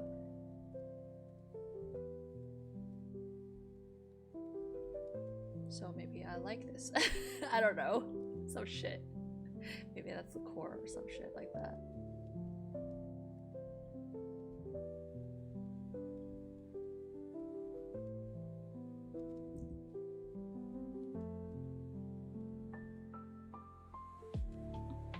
Right, So maybe you want to work stuff out like that. That's also an option if you're like really stuck on like, oh, I don't know how to go about with the character design. The reason why this works is because I have a good balance between big fat shapes versus some skinnier smaller areas. If I had just done all fat shapes like this,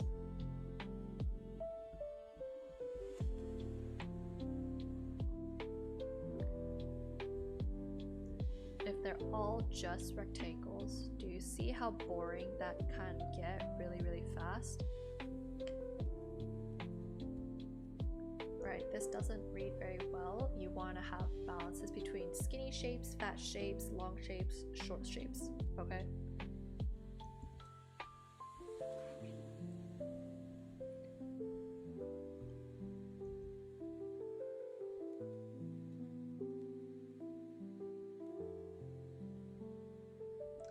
I have a feeling like this mage has so much potential. Like you could make it more of like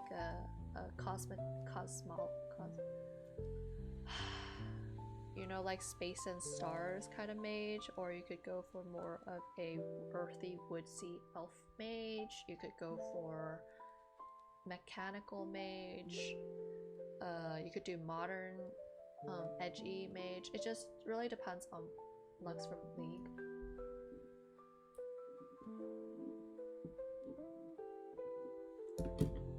Let me look this up.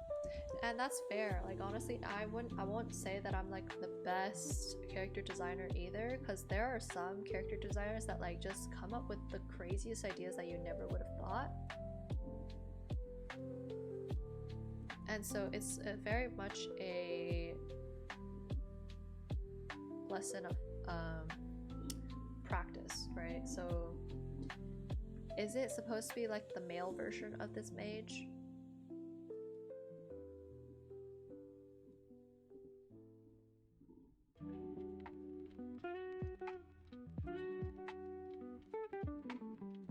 So what you can tell from this character design, a lot of these are very...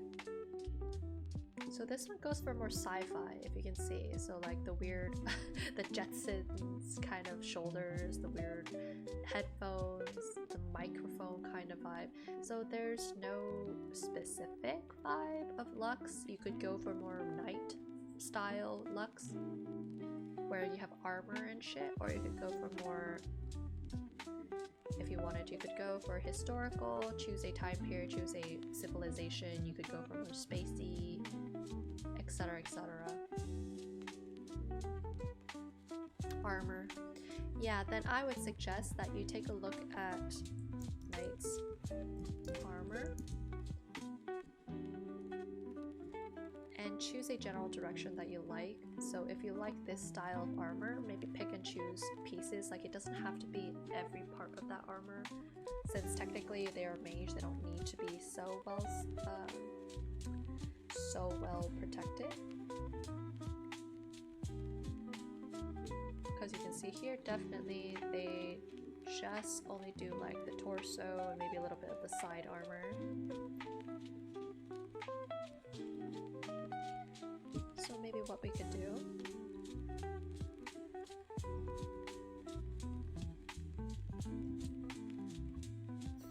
I guess this is our tutorial on character design.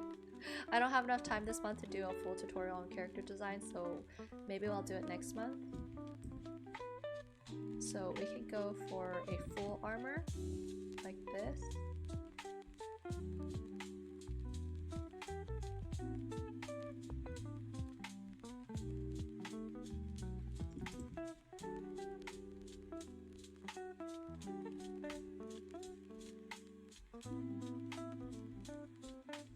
Maybe something like that, and then he can have his chainmail.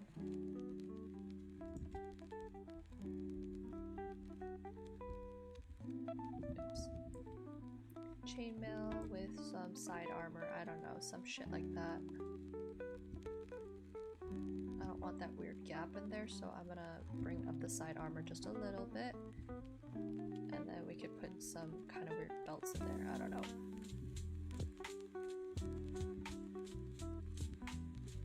Yeah, some shit like that. You can play around with the designs on the side of the armor. You can make it a raised element. You could keep it more simple.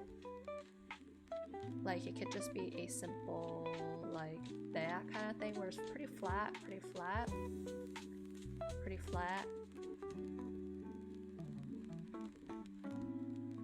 And we could do, we can make the chainmail a darker color so that there's better contrast. We can change up this armor a little bit maybe.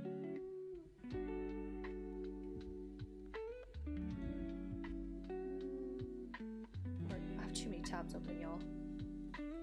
I'm gonna close some shit down.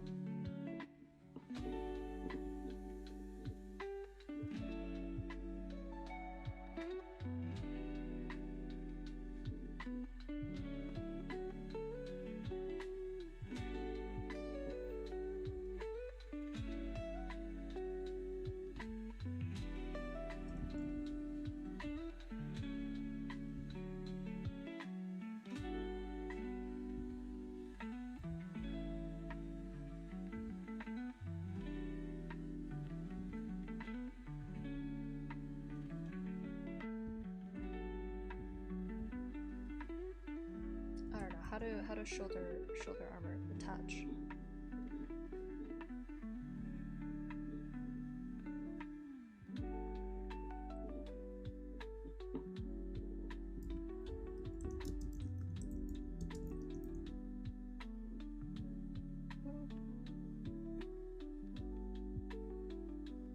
Maybe we'll do something but in metal with this.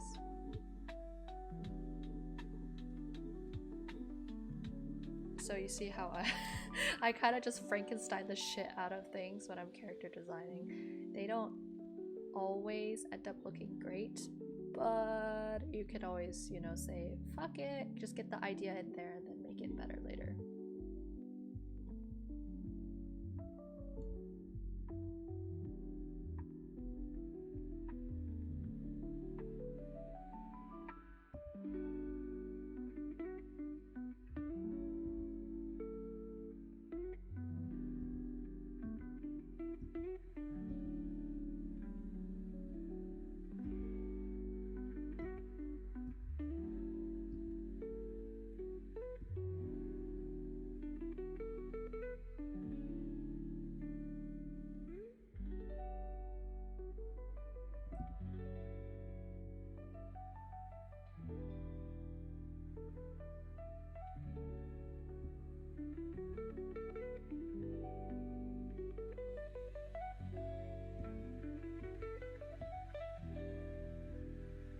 And you can always change up the design if you don't like how it's very flat.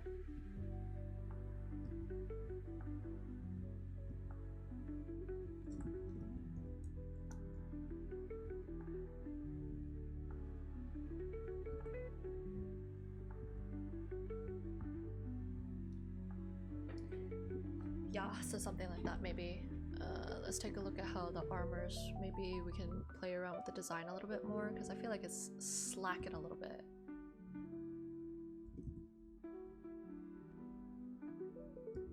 Giving me Legolas vibes, not gonna lie.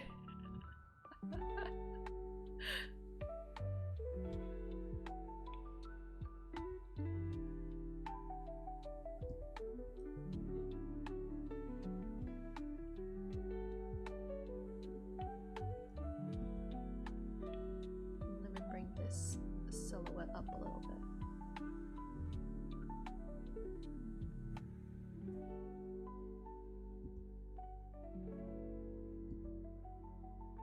So yeah, I hope this is going in the direction that you like. You can always get rid of shit if you don't like it. We can also consider like archer armor, because they definitely also don't need as much armor as say like a traditional knight. So you can take a look at how they might do those armors. So maybe I'll do it like this, and then we'll do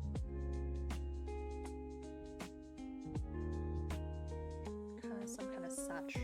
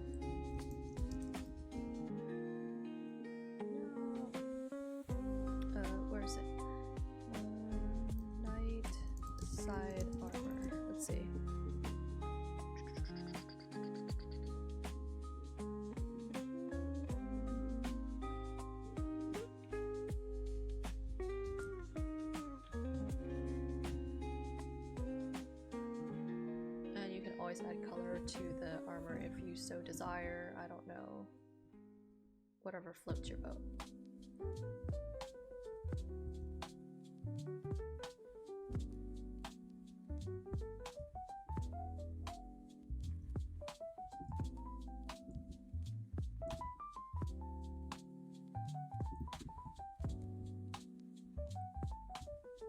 We can even change up, say, the belt style. Like if you don't like the straight belt, you're gonna add more designs to it. It just really depends on you, okay?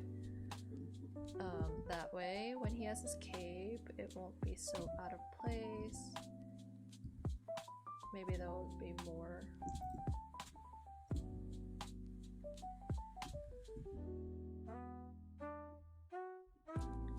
I would probably also suggest that we make the cape flow backwards because it doesn't make too much sense for it to flow back towards us. So again, we're gonna go shoop.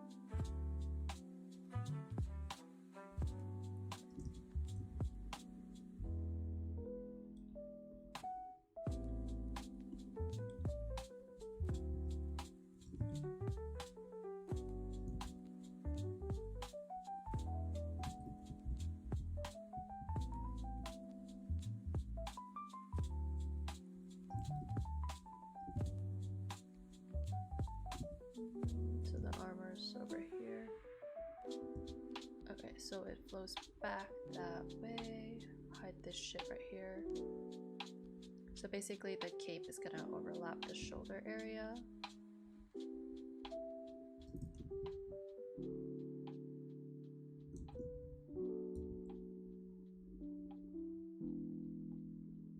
Or maybe not. We'll just have it flow to the back this way.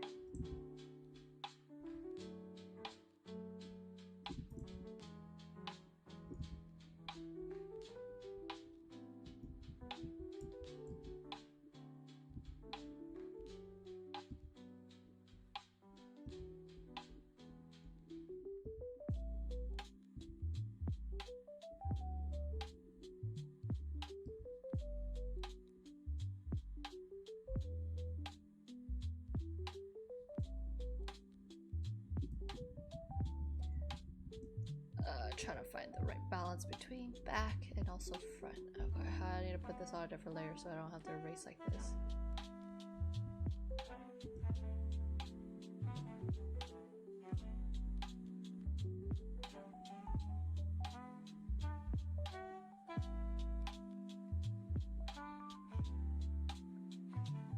Okay, so something like that. So a lot of times when I'm doing capes, I kind of just try to figure out the flow of the cape first before I even draw any of the details.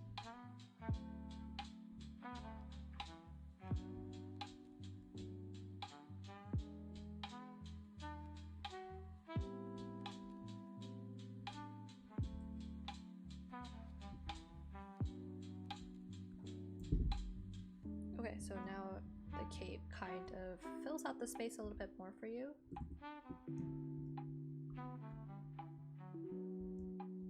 And it's on the wrong layer.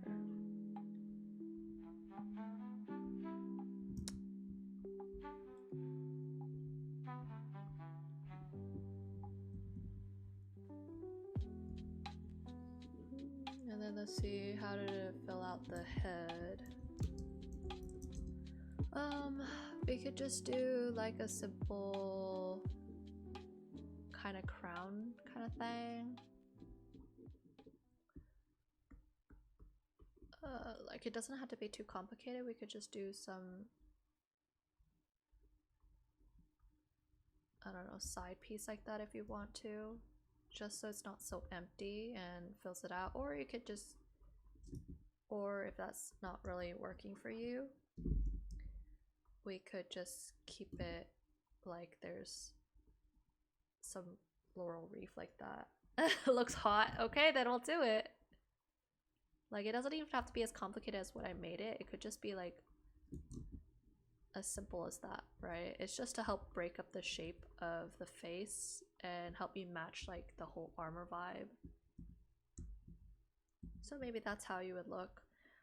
Some suggestions for the Bob character. He definitely doesn't have to be too detailed. it's over.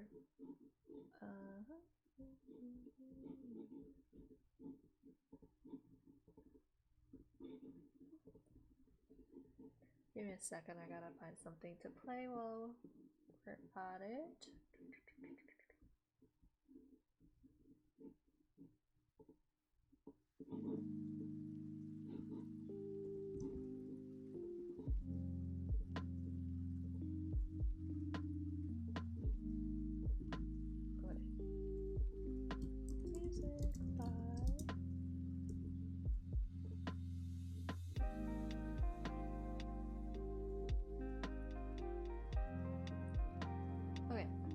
So for him, he doesn't have to be too crazy character design wise, but I kind of do want to just add a little bit more to his fit, so he's just not just sporting that boxer, the tiny whiteys. So he could just do like a pair of trousers that are belted in, like Toji, and then just maybe give him, or he could do with a belt like that, just to spice it up a little bit, and that way you don't have to draw so much leg muscles, and you could just draw pants. You could even give him, say, if he is, you can even say, oh, maybe I don't like that whole belt, maybe you can give him more of a ribbon belt. So like it's tied like this, like a karate, an obi belt. That's also an option. Just anything to make it so it's not looks like he's wearing a pair of leggings, like ballerina tights, right? Yeah, see, if he has night boots, he totally should have night top also. That way he'll look hot.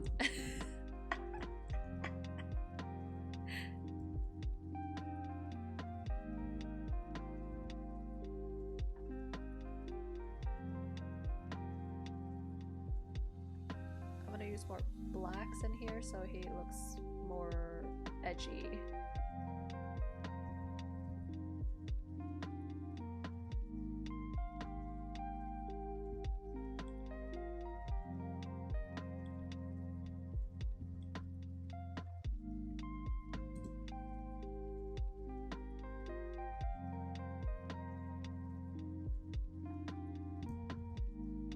Yeah, so I don't know, maybe some shit like that. Maybe I can get rid of that, and then we can do something like that. So that definitely gives that edge lord value back to him. Yeah, so character design is a very important thing, especially when it comes to storytelling. So if you are trying to do something that makes something convincing to an audience, you have to think just a little bit more in terms of like, okay, where does my character exist? What kind of things do they do, right? Like for sure, you can just put a shirt for now, but after when you're refining shit, I totally recommend you go back and do just a little bit of thinking. So if you're trying to make this into a full-fledged story, I would recommend you make like a character sheet for yourself. So like a lot of times manga artists or comic book artists, in order to keep that continuity or like to save them some time of having to think of the design on the spot, they're going to play around with the character design on the side and create themselves a baseline. So every time they're drawing, they can just use that baseline to draw. So let me just give you some tips on that particular cape, and then we'll call it a day. So let's get our pinks again. And he can for sure have that whole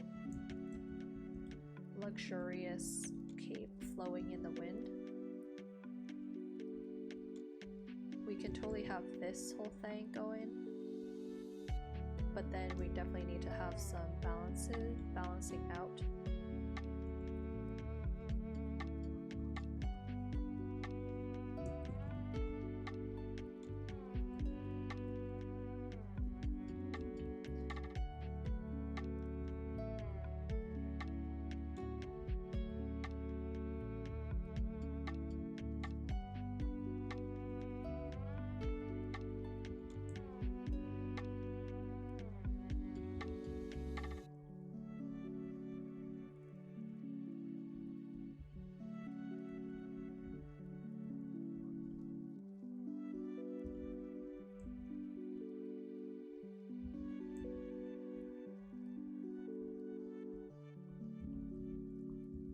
Okay, so we're gonna balance out with these kind of weird curves with some stuff that's on top, right?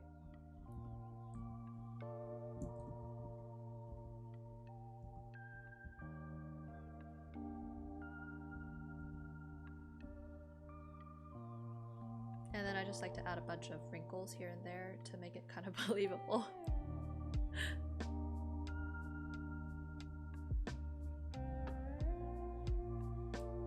Yeah, like you just need to be able, I would just recommend you draw it front face, side face, and back face so you have a general idea of how the character design looks.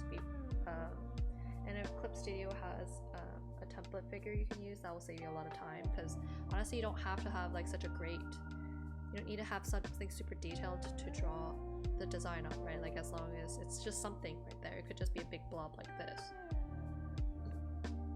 You could just draw a big blob like this and then use that as your base to create the designs. Once you've created like a general idea of where you want the design to go, then you can start cleaning up the line art, make it nicer so you understand like, hey, what the hell was I actually thinking, right?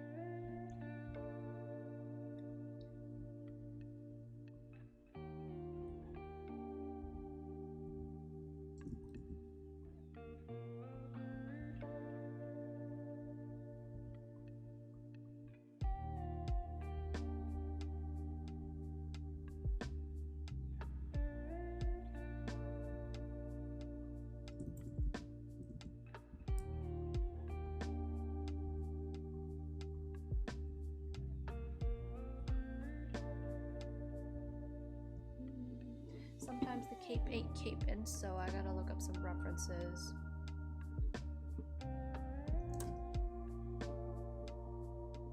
Gosh.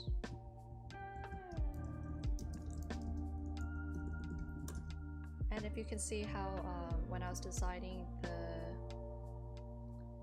all the night variations for the Taylor Swift, that one, I definitely a lot of variations. It doesn't take just one time for you to get the design right, because it's not easy to make what's in your head match up to what you actually can draw.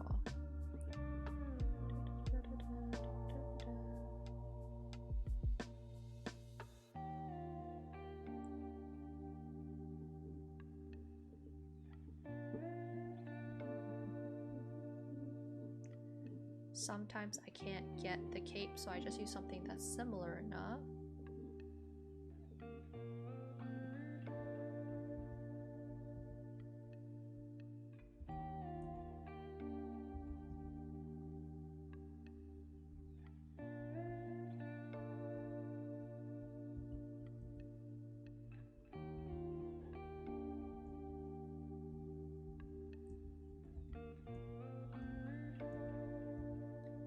Okay, so that probably would be good enough for the cape.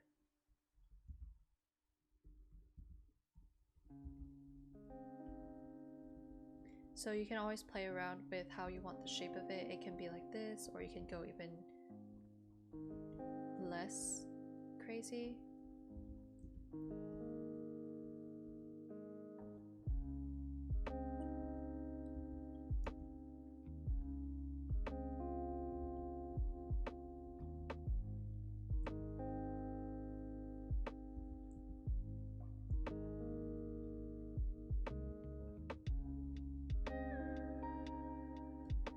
Right, it just depends on how you want to do the cape.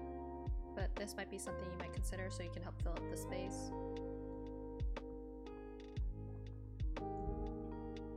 And if you can't find any good cape references, you could just look up dress references, or you could look up, so like dress blowing in the wind. Sometimes those have like pretty similar enough vibes. So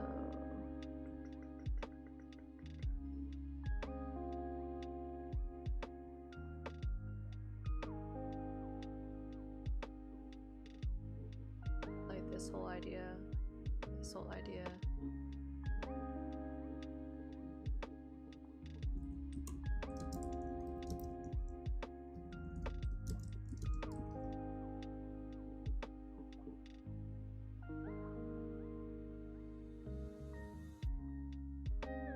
If all else this fails and you just really can't cape, I would rather you do a simple version of it. So if this just is too complicated for you,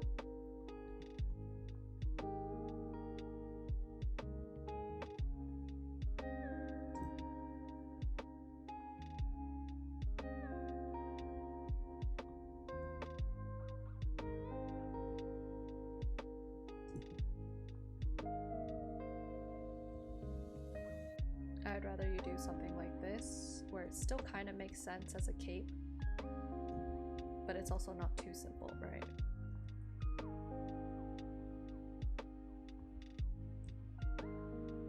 Obviously, it's not going to be perfect, because there's definitely a lot more nuance to cape magic, but at least this will somewhat make sense.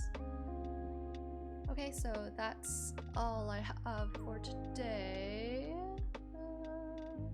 I hope today was helpful. It's a little bit longer than usual because it's my day off, and we started earlier.